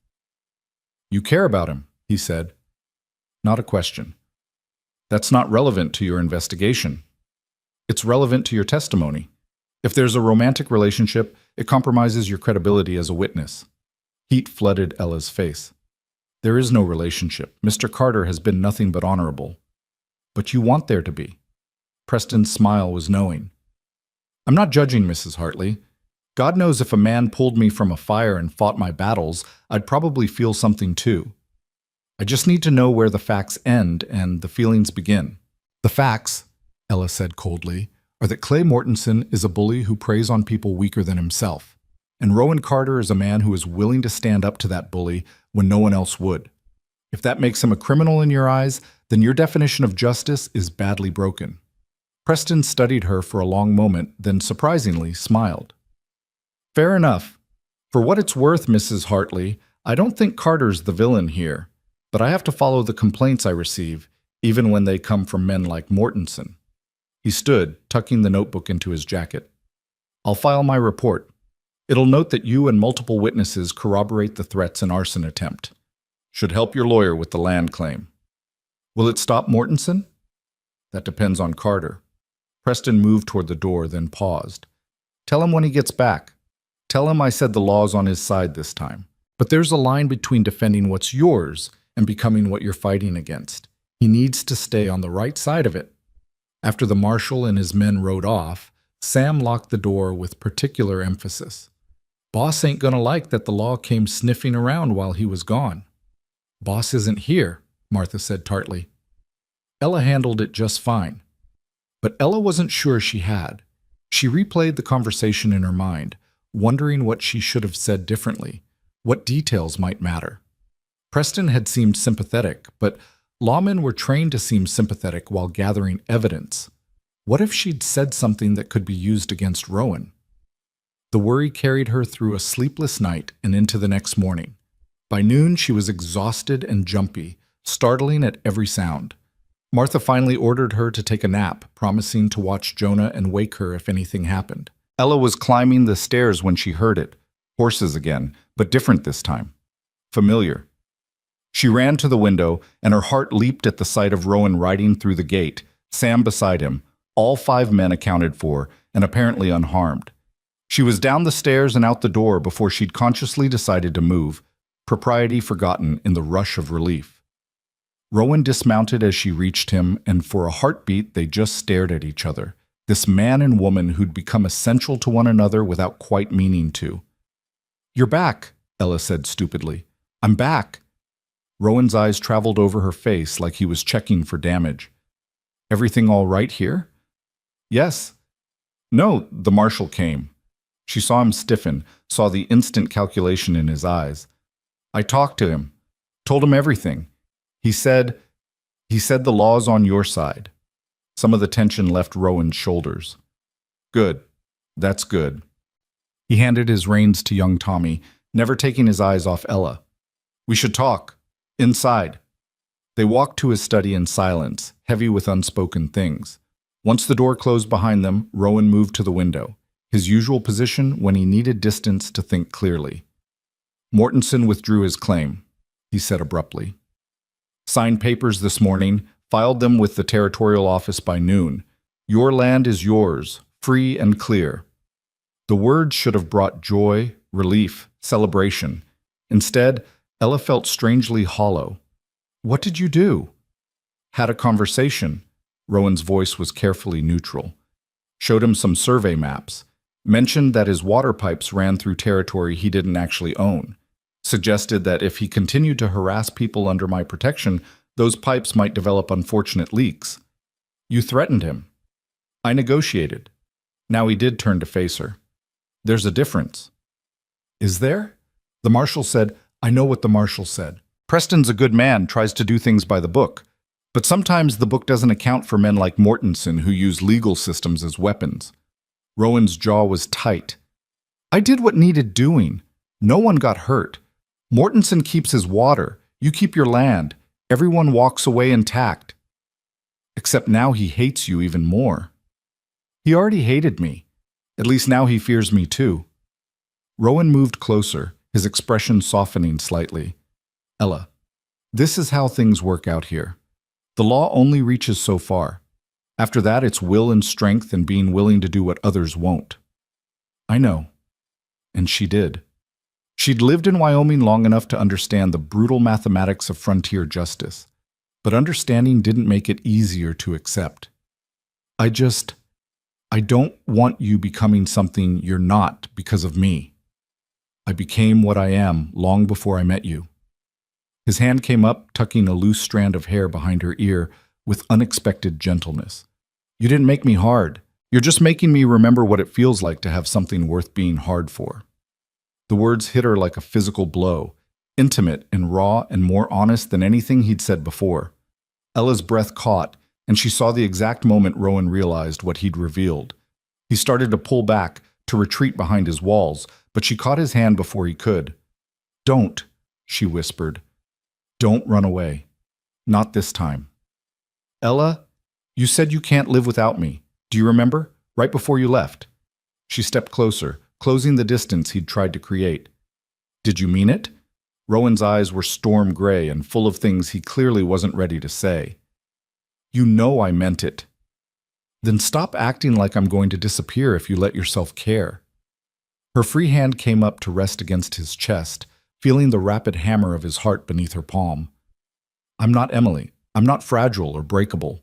I survived fire. I survived Thomas's death. I survived losing everything. And I'm still here. I'm still standing. I'm not going anywhere. You might not have a choice. His voice was rough, pained. This life, it takes people, Ella. It took Emily, took our child, took that boy. And I couldn't, he swallowed hard. I couldn't stop any of it. Couldn't protect them no matter how hard I tried. So you think the answer is not trying at all? Just pushing everyone away and being alone? Ella's eyes burned with unshed tears. That's not protection, Rowan. That's just cowardice. The word landed like a slap. Rowan's entire body went rigid, his hand pulling free from hers. You don't understand.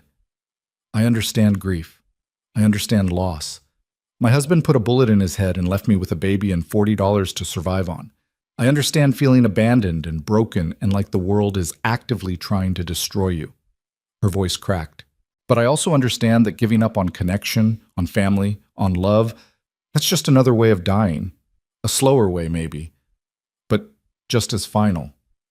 Love. Rowan repeated the word like it was foreign. Is that what you think this is? I don't know what to call it. Ella's hands fisted in her skirt to keep from reaching for him again. But I know that when you rode out to face Mortensen, I couldn't breathe until you came back. I know that Jonah reaches for you the way babies reach for their fathers. I know that this place only feels like home when you're in it. She forced herself to meet his eyes. So call it whatever you want, but don't tell me it doesn't exist. Silence stretched between them, thick with tension and possibility.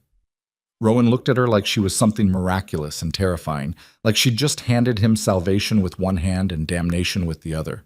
"If I let myself feel this," he said slowly, each word costing him, "if I let you and that baby become what I think you already are to me, and then something happens, if I lose you the way I've lost everyone else, it will destroy me, completely.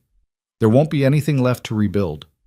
And if you don't let yourself feel it," Ella took a step closer, "if you push us away, and we leave like you want, and you spend the rest of your life alone in this big house wondering what might have been, will that destroy you any less?" She saw the answer in his eyes before he spoke it, the truth that he'd been running from since the moment he'd pulled her from that fire. He was already destroyed by loneliness, already broken by isolation. The only question was whether he'd let someone help put the pieces back together. "I don't know how," Rowan whispered. "How to do this. How to be this." "Neither do I." Ella's hand found his again, threading their fingers together. "But maybe we can figure it out together. Maybe that's what family is. People who don't have all the answers but refuse to give up on each other anyway." Rowan's other hand came up to cup her face, his thumb tracing her cheekbone with devastating tenderness. "You're asking me to be brave. I'm asking you to try. That's all. Just try." For a moment, Ella thought he might actually kiss her. She could see the want in his eyes, the way his gaze dropped to her mouth and his breath hitched. But instead, he pulled her into his arms. A fierce, desperate embrace that spoke of need and fear and stubborn hope all tangled together. "I'm not good at this," he said against her hair. "I'm going to mess it up. I'm going to be too protective, or too distant, or too broken. I survived fire, remember?" Ella's arms wrapped around his waist, holding him like she could keep him from running through sheer force of will. "I can handle difficult." They stood like that, wrapped in each other, while the afternoon light slanted through the windows and the ranch carried on around them. It wasn't a declaration of love or a promise of forever, but it was a beginning, a crack in the armor Rowan had built around his heart. And through that crack, something fragile and precious was starting to grow. The sound of a baby crying filtered down from upstairs. Ella pulled back reluctantly, already moving toward the door. "That's Jonah. He's probably hungry." "Wait," Rowan caught her hand. "After. Once he's settled. Come back, please." The please undid her. This man who commanded empires and faced down outlaws was asking, not demanding, asking for her company. Ella nodded, not trusting her voice, and hurried upstairs. She found Jonah red-faced and furious, his small fists waving in outrage at the injustice of having to wait for food. Ella settled into the rocking chair and began nursing him, her mind still replaying the conversation with Rowan. He'd admitted he cared, more than cared, needed, and she'd pushed him, hard, refusing to let him hide behind fear. Had she gone too far? Should she have been more patient, more understanding of his wounds? But patience hadn't gotten them here. Honesty had. Raw, uncomfortable honesty that forced them both to acknowledge what was building between them, whether they wanted it or not. "Your mother's falling for a cowboy," Ella whispered to Jonah. "And he's falling right back. What do you think about that?" Jonah's answer was to grab her finger and squeeze, his gray eyes, so like Thomas's but somehow entirely his own, watching her with that serious baby intensity. He didn't care about complications or broken hearts or the logistics of building a life with a man she barely knew. He only cared that his stomach was full and his mother was close and the world felt safe. Maybe that was the lesson. Maybe that was what Rowan needed to learn. That sometimes you had to trust in the present moment without worrying about every possible future disaster. That love wasn't about guarantees, it was about choosing someone despite the lack of them. By the time Jonah finished nursing and drifted into milk-drunk sleep, darkness had fallen outside. Ella changed him, tucked him into his cradle with the carved horse within reach, and made her way back downstairs. She found Rowan exactly where she'd left him, standing at the window like he'd been frozen there. But he turned when she entered, and the expression on his face made her heart stutter. "I've been thinking," he said without preamble, "about what you said, about cowardice." Ella winced. "I shouldn't have. You were right." He crossed to his desk, pulled out a drawer, and removed a small wooden box. "After Emily died, I put everything that reminded me of her in here. Letters, her wedding ring, a lock of hair. I told myself I was preserving memories, but really, I was just hiding, keeping the past locked away so I wouldn't have to feel it.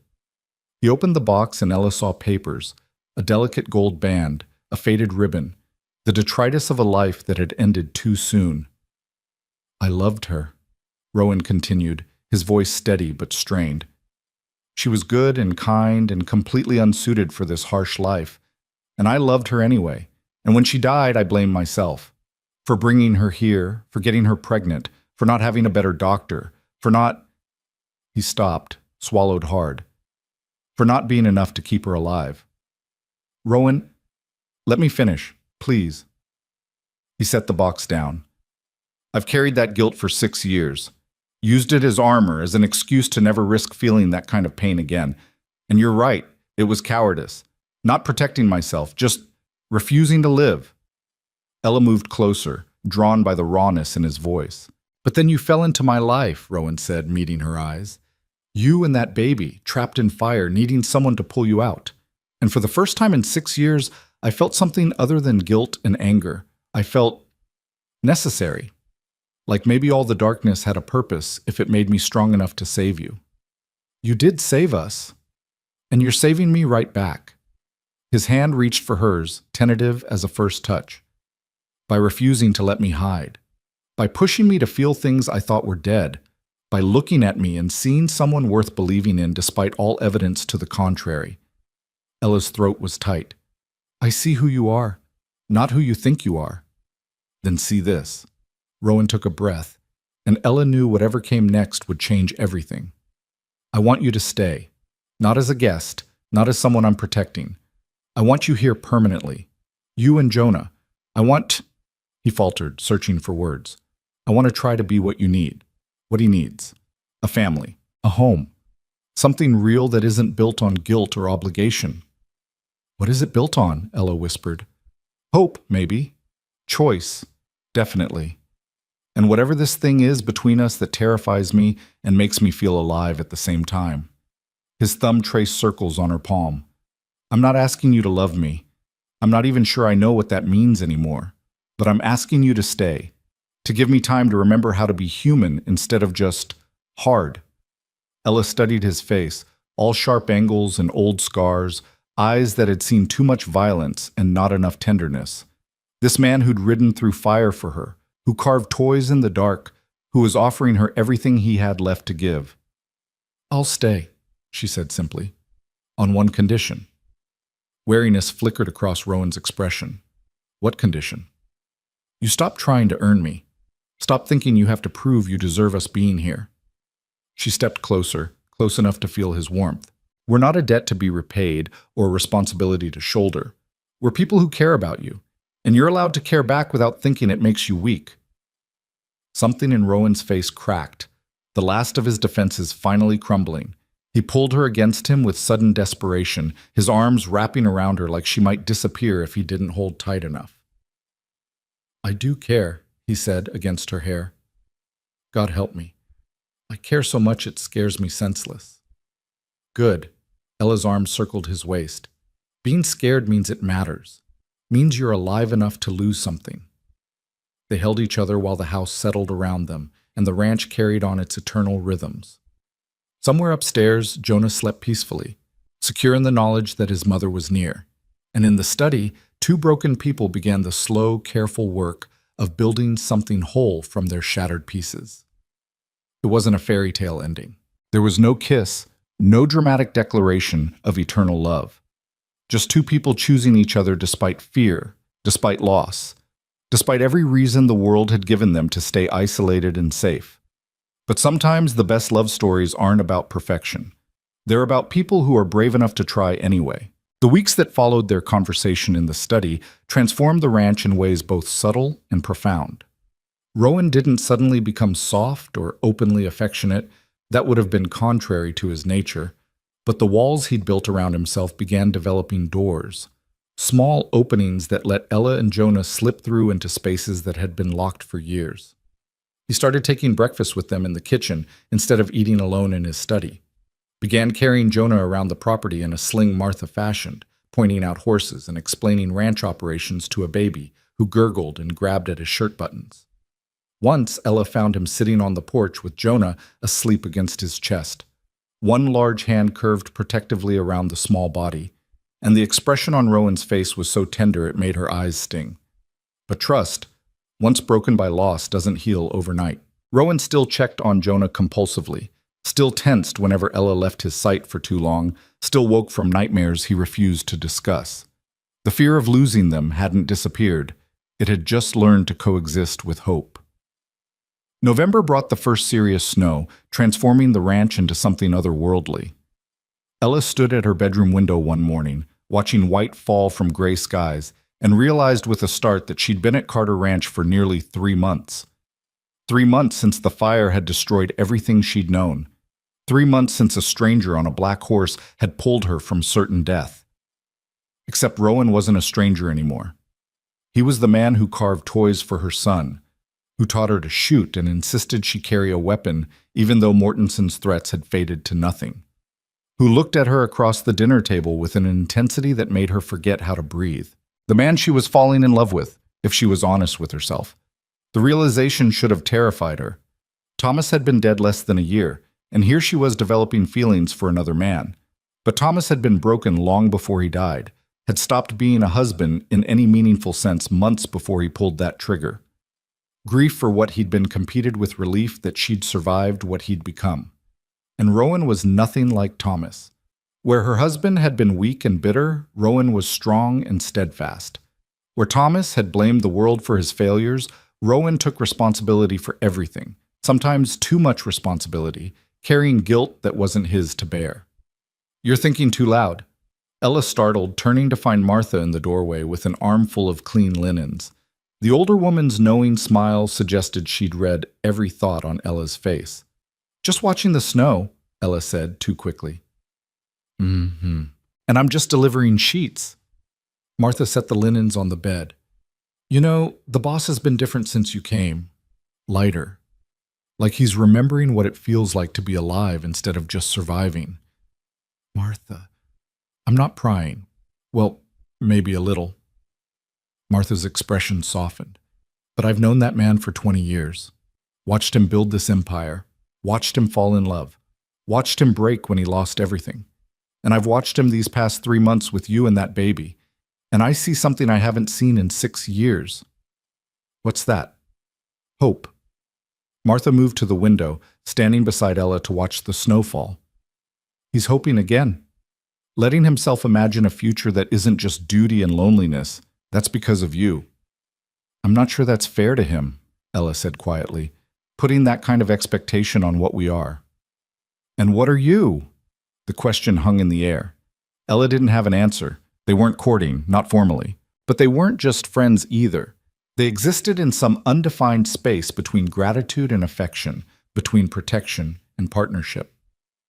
"I don't know," Ella admitted. "But whatever it is, it matters." "Then maybe it's time to define it." Martha's hand squeezed Ella's shoulder. "Before winter sets in and makes everything harder. Before the isolation and the cold give fear a chance to grow again." That evening, after Jonah was asleep and the ranch had settled into quiet, Ella found herself standing outside Rowan's study door. She'd been there dozens of times before, but this felt different, weighted with possibility and risk. She knocked. His voice called permission to enter. And when she stepped inside, she found him exactly where she'd expected, at his desk, surrounded by ledgers and papers, the lamp casting harsh shadows across his severe features. "Ella." He set down his pen immediately, giving her his full attention. "Everything all right?" "I need to talk to you about something." She closed the door behind her, suddenly nervous. "About us."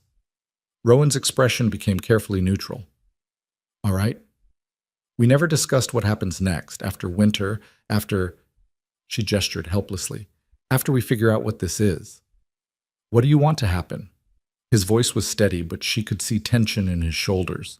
Ella moved closer, perching on the edge of his desk so she could see his face clearly. "I want Jonah to grow up here. I want him to learn to ride from old Pete and bother the ranch hands for stories.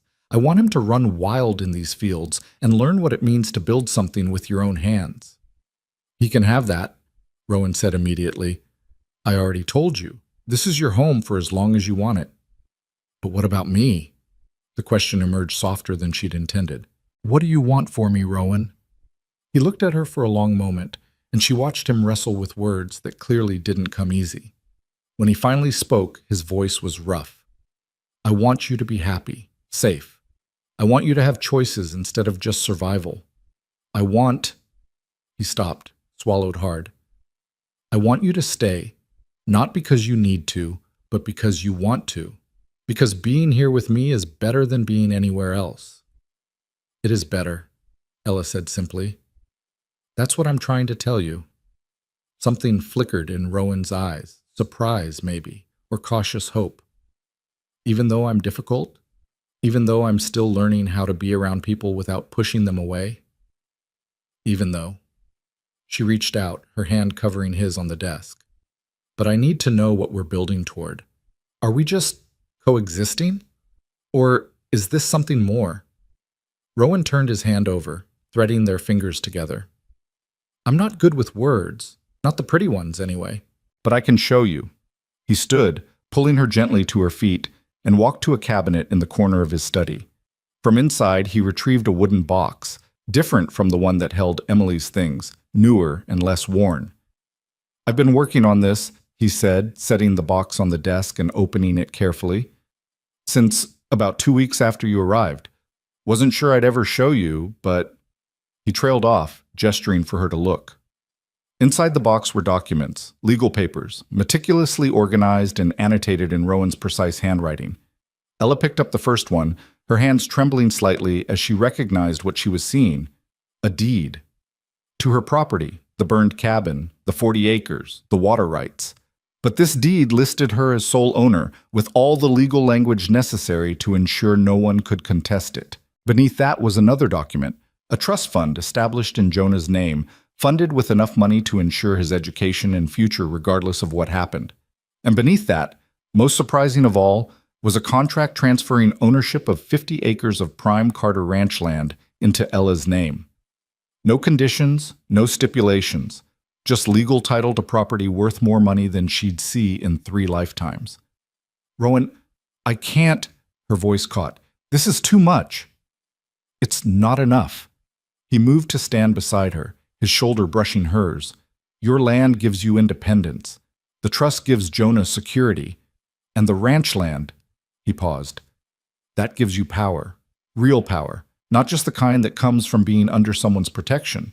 If you own part of Carter Ranch, you're not a guest here. You're a partner." "Why?" Ella set the papers down carefully. "Why would you do this?"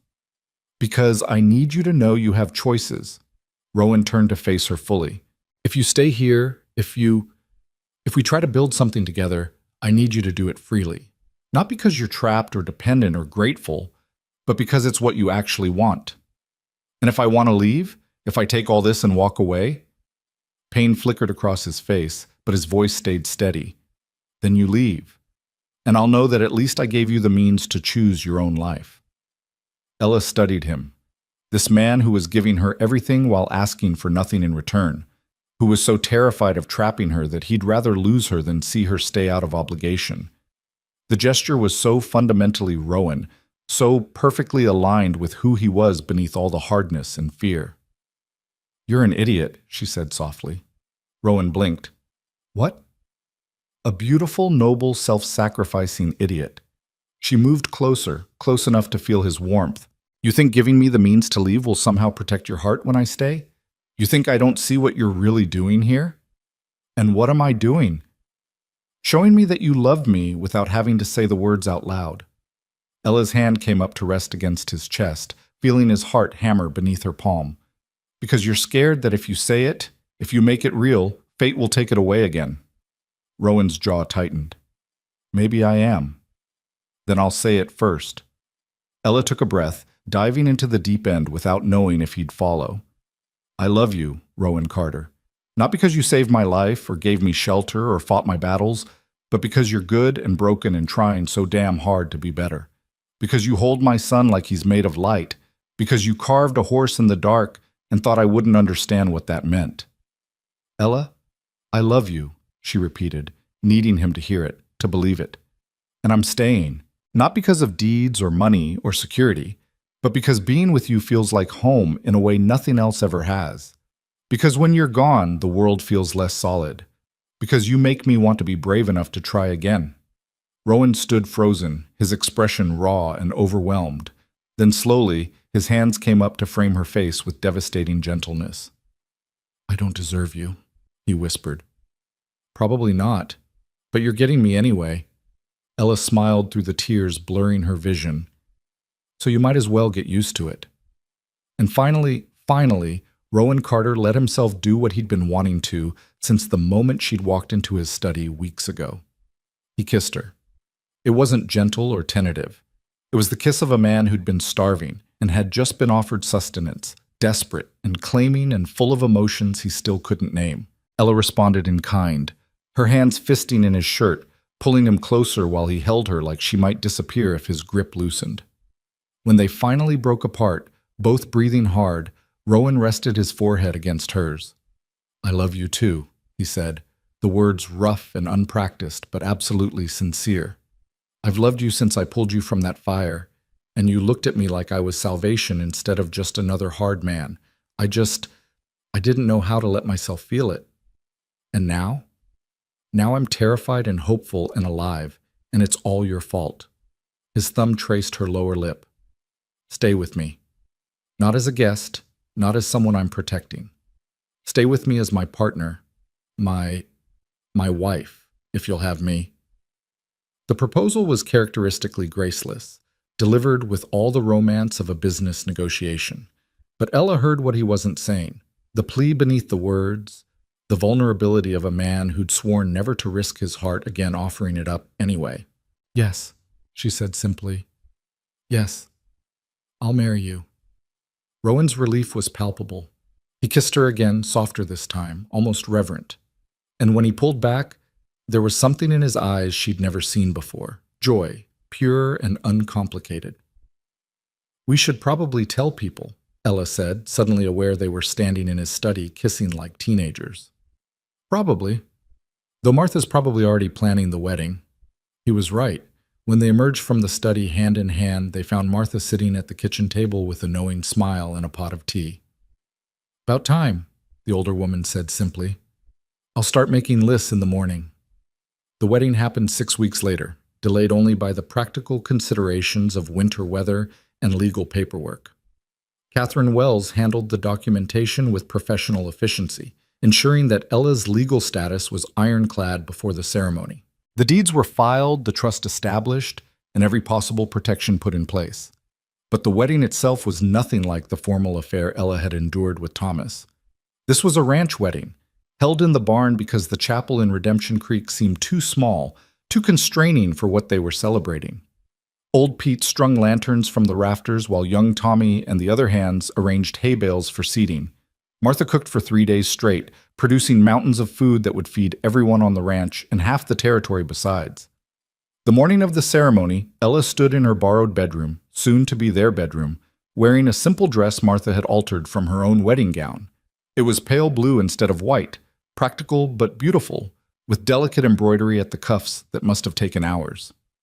You look beautiful, Martha said, pinning Ella's hair up with gentle efficiency. The boss is going to forget how to breathe when he sees you. I'm nervous, Ella admitted, watching her reflection. What if this doesn't work?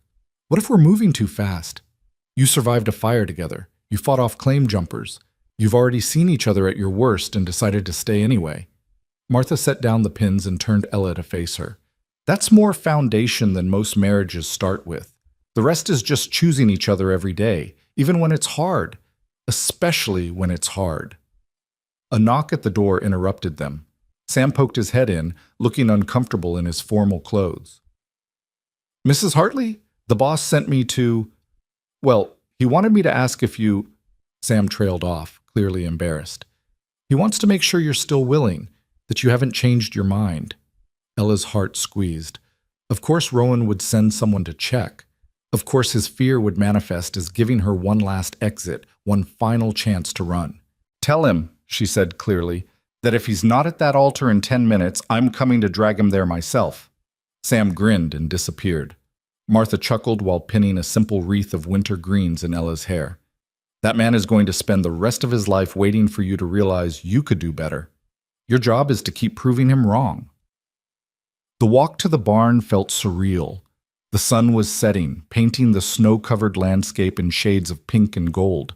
Ranch hands lined the path, tipping their hats as Ella passed with Jonah bundled against her chest in the sling. Martha had argued that babies didn't belong at ceremonies, but Ella had refused to be separated from her son.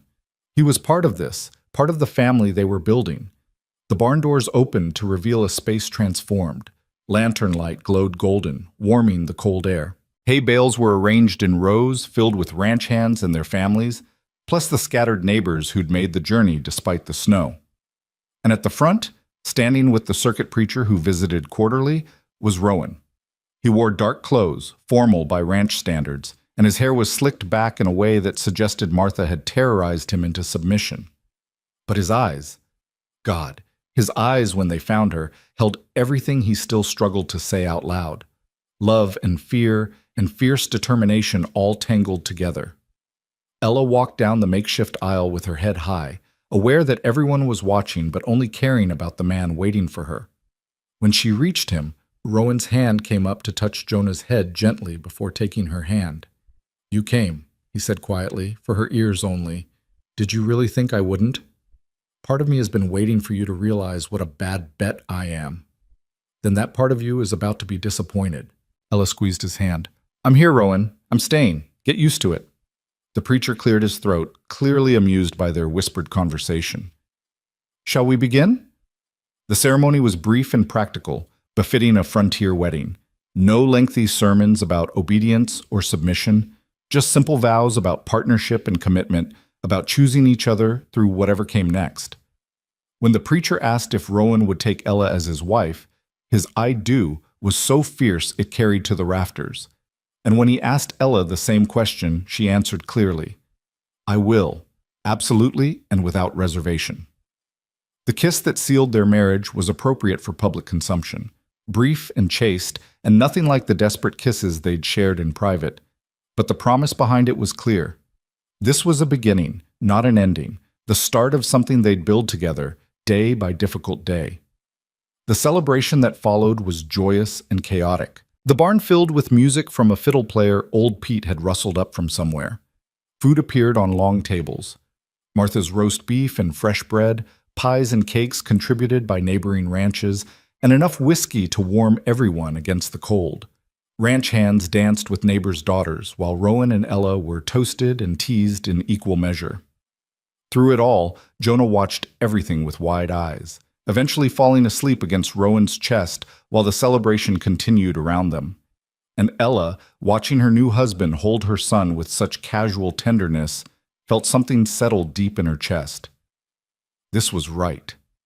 This family they were building from ash and hope, this was worth every risk. When the dancing finally wound down and the last guest departed into the winter night, Rowan carried Jonah upstairs while Ella followed. Together they settled the baby in the cradle that had been moved into the master bedroom. Their bedroom now, though it would take time to think of it that way. "He's getting big," Rowan said softly, tucking the carved horse beside Jonah's sleeping form. "Won't be long before he's walking, and then we'll never rest again." Ella moved to stand beside him, her shoulder brushing his. "Are you ready for that? For all of it? The noise and chaos and complete lack of privacy that comes with raising a child?" "Probably not." Rowan's arm came around her waist, pulling her close. "But I'm willing to try, and I've got you to help me figure it out." They stood there for a moment, watching Jonah sleep, both aware that their wedding night was waiting, but neither quite ready to leave this peaceful scene.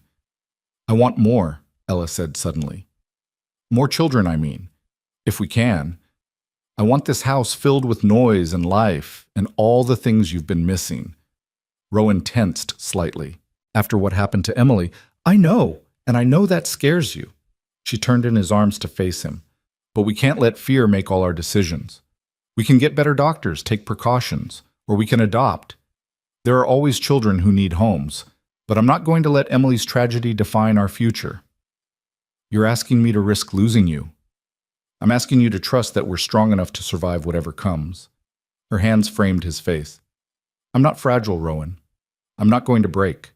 And I'm not going to leave you alone in this life. He studied her face in the lamplight, and she could see him wrestling with old fears and new possibilities. Finally, slowly, he nodded. All right, but we do this smart. Good doctors, proper care, and if anything seems wrong, we'll be careful, Ella promised. Both of us. Together. The winter that followed their wedding was harsh but beautiful. Snow piled high enough to bury the fences, and the temperature dropped so low that water froze solid in the troughs. But inside the ranch house, warmth flourished. Rowan taught Ella to manage the ranch books, showing her the intricate balance of costs and profits that kept the empire running. She taught him to laugh again, to find joy in small moments, Jonah's first steps, a perfectly risen loaf of bread, the way the sunrise painted the snow pink. Spring arrived slowly, grudgingly, melting the snow inch by stubborn inch. And with spring came the task of rebuilding Ella's old property. The burned cabin was razed completely, the ash cleared away. In its place, they built something new, a small house, sturdy and weatherproof, with glass windows and a real floor and all the things Thomas had promised but never delivered. What will you do with it? Rowan asked one afternoon, standing beside her to survey the finished structure. Rent it, maybe, or let one of your married hands use it.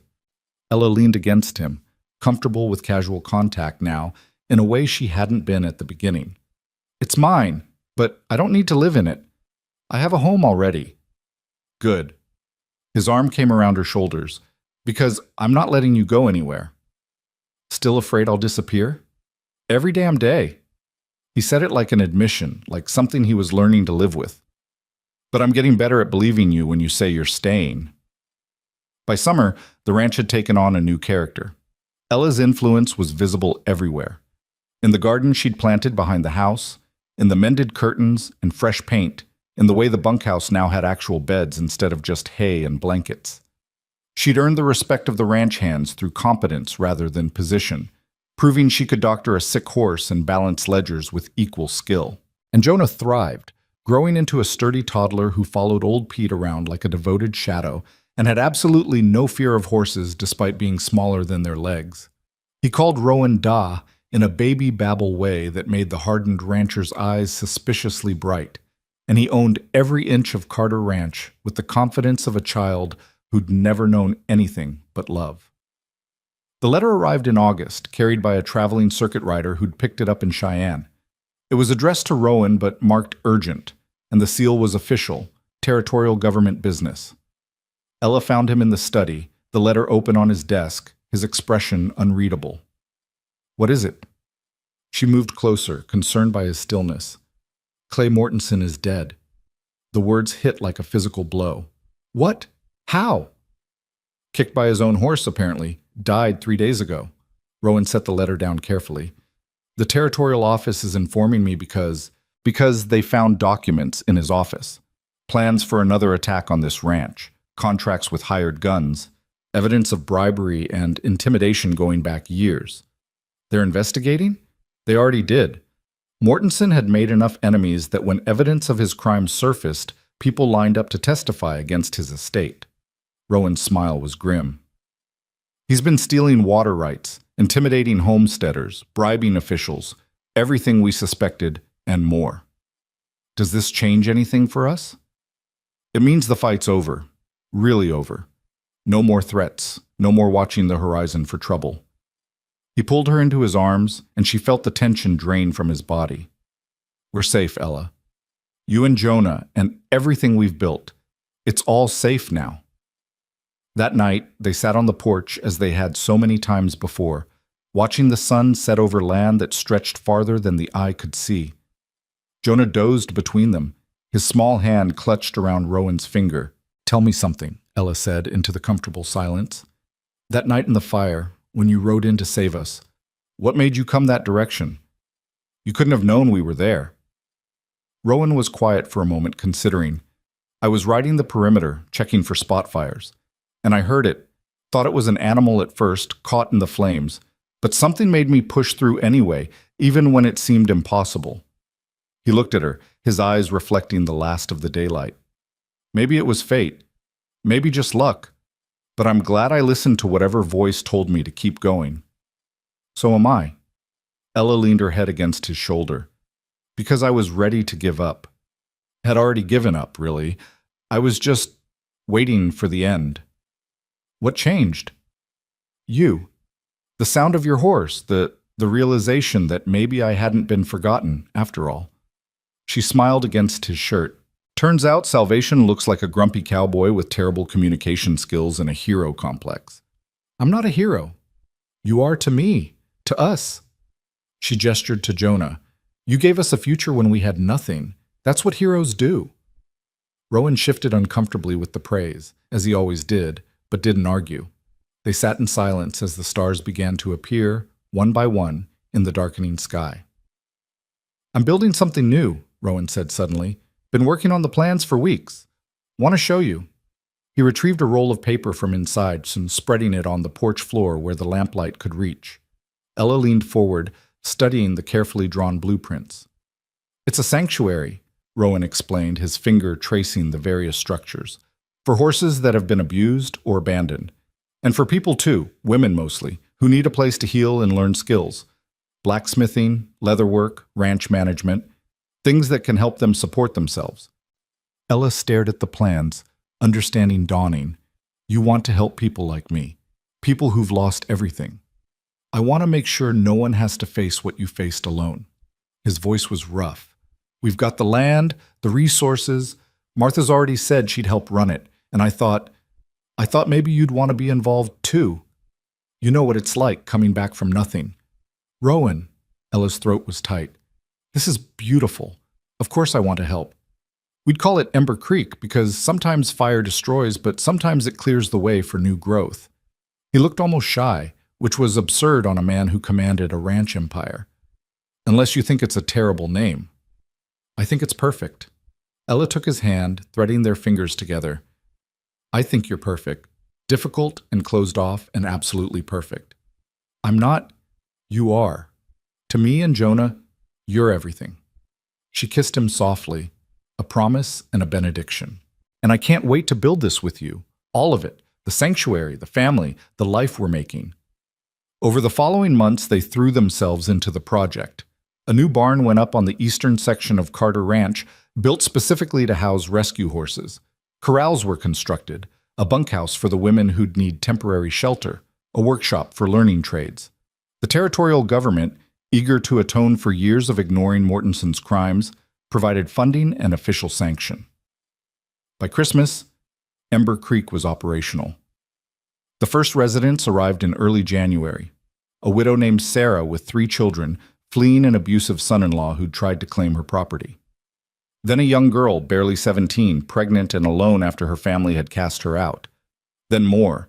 A steady trickle of wounded people and wounded horses, all finding sanctuary on land that had once been defined by loneliness.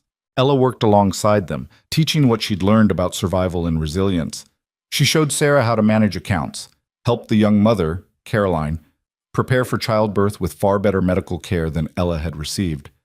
She gentled traumatized horses and traumatized women with equal patience, understanding that healing took time and trust in equal measure. And Rowan, to everyone's surprise, became the heart of the operation. He taught carpentry and metalwork, his patience with the broken matching, his patience with Ella. He carved toys for the children who arrived scared and silent, giving them something beautiful to hold on to. And when one of the horses, a mare who'd been beaten nearly to death by her previous owner, finally allowed him to touch her after weeks of careful approach, Ella saw him wipe his eyes and pretend it was dust. You're good at this, she told him that night, after the house had settled and they were alone in their bedroom. At what? At caring. At showing people they matter. She moved into his arms, fitting against him with the ease of long practice. You were always good at it. You just convinced yourself you weren't. I had good teachers. His hand came up to rest on her stomach, still flat, but not for much longer. Speaking of which, we should probably tell people soon. Ella smiled against his chest. They'd confirmed the pregnancy 2 weeks ago, and she'd been waiting for the right moment to share the news.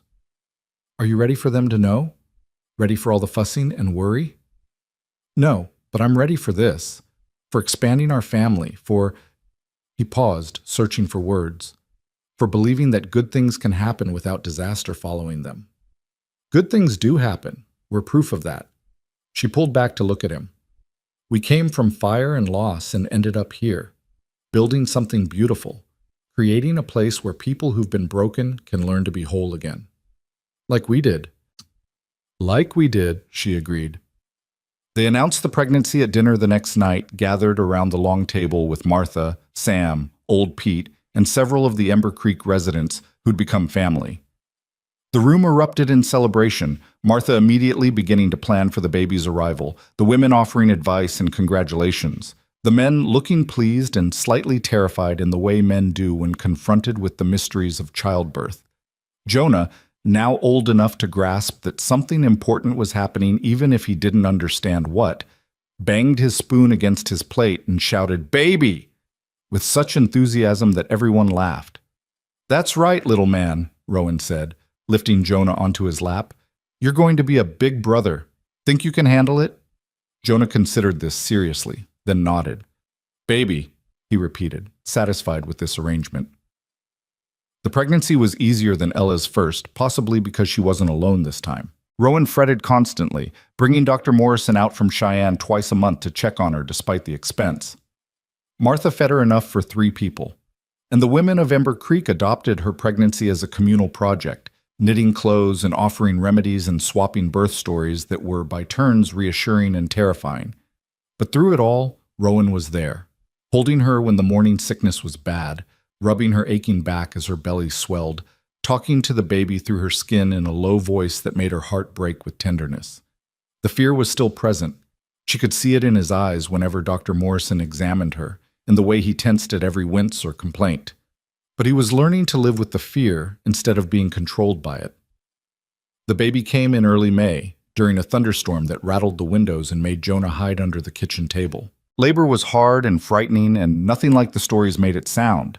But Ella had Dr. Morrison and Martha and Caroline, who'd stayed on at Ember Creek after her own baby's birth and become Ella's closest friend. And she had Rowan, holding her hand through every contraction, whispering encouragement when she was sure she couldn't continue. "You can do this," he said, his voice steady even though his hand trembled in hers. "You're the strongest person I know. Just a little more." And then, with a final push that felt like it might split her in two, their daughter was born. She came into the world wailing, red-faced and furious, absolutely perfect in every way. "A girl," Dr. Morrison announced, wrapping the baby in a clean blanket. "Healthy lungs, that's for certain." Rowan stared at the small bundle like he'd never seen a baby before, his face cycling through emotions faster than Ella could track. Joy and terror and wonder and love all fighting for dominance. "Would you like to hold her?" Martha asked gently. He nodded mutely, taking the baby with shaking hands. And Ella, exhausted and overwhelmed, watched her husband meet his daughter for the first time, watched him touch her tiny fingers, count her toes, examine every inch of her like he was memorizing her for future reference. "She's real," he whispered, awe in his voice. "She's really here." "What should we name her?" Ella asked, knowing they'd discussed options but never settled on one. Rowan looked at her, then back at the baby, then at the window where lightning flashed across the darkened sky. "Grace," he said finally, "because that's what this is. Grace we don't deserve but received anyway." So Grace Carter entered the world during a thunderstorm, immediately beloved by a mother who'd survived fire, a father who'd survived loss, and a brother who took one look at her and announced, "My baby," with such possessive certainty that everyone laughed. The months that followed were chaotic and exhausting and absolutely perfect. Grace proved to be a demanding infant, nursing constantly and sleeping in short bursts that left both parents bleary-eyed. Jonah oscillated between being a devoted big brother and being deeply offended that Grace couldn't immediately play with him. And Rowan discovered that having a daughter turned him into an even more impossible combination of protective and soft. "She smiled at me," he announced one evening, holding Grace like she was made of spun glass. "A real smile, not gas." "She's 3 weeks old," Ella said, amused. That was definitely gas. It was a smile. Rowan was adamant. She knows her father. Ella let him have the delusion.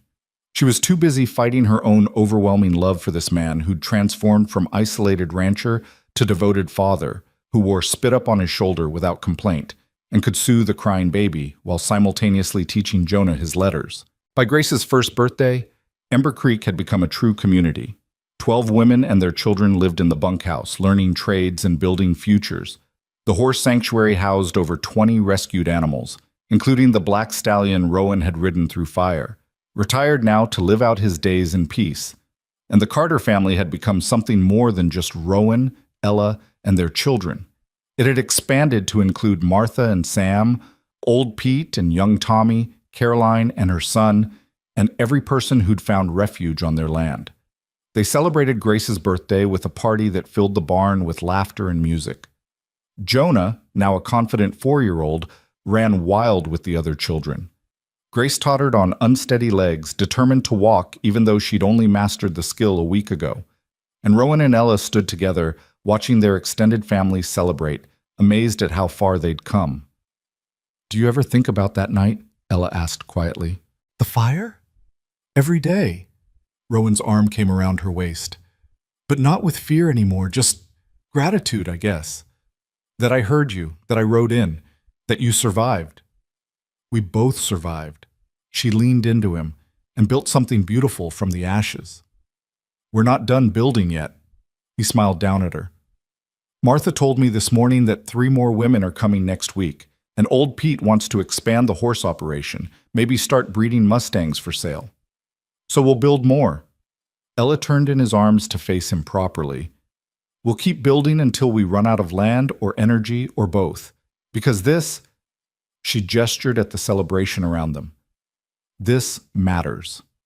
Showing people that endings can become beginnings, that fire doesn't always mean destruction." "Sometimes fire leads you home," Rowan said softly, echoing words she'd spoken to him years ago. "Sometimes it does." Ella rose on her toes to kiss him, not caring who saw. "And sometimes home leads you to exactly who you were meant to be." The years continued to roll forward, bringing changes and challenges in equal measure. Jonah grew into a serious boy who loved horses and reading in equal measure. Grace proved to be fearless and stubborn, climbing things she shouldn't and arguing with anyone who told her she couldn't. A third child arrived, a son they named Thomas, in honor of Ella's first husband and as a reminder that even failed dreams deserve recognition. Ember Creek flourished, becoming known throughout the territory as a place of second chances. Women arrived broken and left strong, equipped with skills and confidence. Horses arrived scarred and left gentle, ready for new families. And Carter Ranch remained the foundation for it all, prosperous and productive and full of life. Through it all, Rowan and Ella built their partnership day by difficult day, learning each other's rhythms and patterns. They fought sometimes, about money, about parenting, about the balance between ranch business and Ember Creek, but they always came back to each other. Always chose each other, even when it was hard. On their 10th anniversary, Rowan surprised Ella with a gift. Not jewelry or flowers, but something far more precious, a bound journal, its pages filled with entries in his careful handwriting. "What is this?" she asked, turning the pages carefully. "Our story. Started writing it about 5 years ago, when I realized I wanted the children to know where they came from. How we began." He looked almost embarrassed. "Thought maybe someday they'd want to know that their parents weren't perfect, that we were broken people who found each other and decided that was enough to build on." Ella read the first entry, dated from the night of the fire, and her throat grew tight. He'd captured everything, the fear, the desperate ride through flames, the moment he'd seen her collapsed beneath that tree with Jonah clutched to her chest. "You rode into hell for us," she said, echoing the journal's words. "Best decision I ever made." Rowan pulled her close. "Because it led me to this, to you and the children, to Ember Creek, to a life I never imagined I deserved." "You deserve it all." Ella pressed a kiss to his jaw. "Every bit of happiness, every moment of peace. You earned it." "We earned it," he corrected, "together." And that was the truth they'd built their life on. Not that one person saved another, but that they'd saved each other. That love wasn't about grand gestures, but about choosing partnership every single day.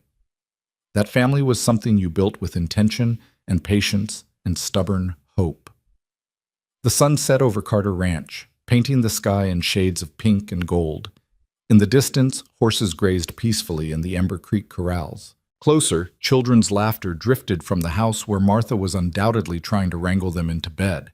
And on the porch, Rowan and Ella stood together, watching their empire settle into evening. "No regrets?" Ella asked. "Not a single one." Rowan kissed her temple. "You?" "Only that I didn't meet you sooner." "Everything in its time. We met when we needed each other most." And that was true. Fire had brought them together, fire and fate, and the kind of courage it takes to ride into flames for a stranger. But love had kept them together, had transformed two broken people into a family, into a community, into something that would outlast them both. Some fires destroy everything they touch, reducing whole lives to ash and memory. But some fires, the rare ones, the precious ones, burn away only what doesn't serve, leaving behind something stronger, something tempered by heat and hardship into permanence. Ella and Rowan had been forged in fire and refined by love. And the life they built, full of laughter and struggle, children and horses, second chances and stubborn hope, would stand as testament to what could grow from ashes when two people refused to give up on each other. Their story didn't end with a sunset. It continued in the children who ran through the ranch, in the women who found strength at Ember Creek, in every horse that learned to trust again, in the quiet moments of partnership that defined their days. But if there was one perfect moment, one point where everything they'd survived and built and become came together, it was this. Standing on the porch of their home, surrounded by evidence of their choices, knowing that they'd found exactly where they belonged, not despite the fire, but because of it, not in spite of their brokenness, but through it. Together, they'd built home from nothing, and that home would endure.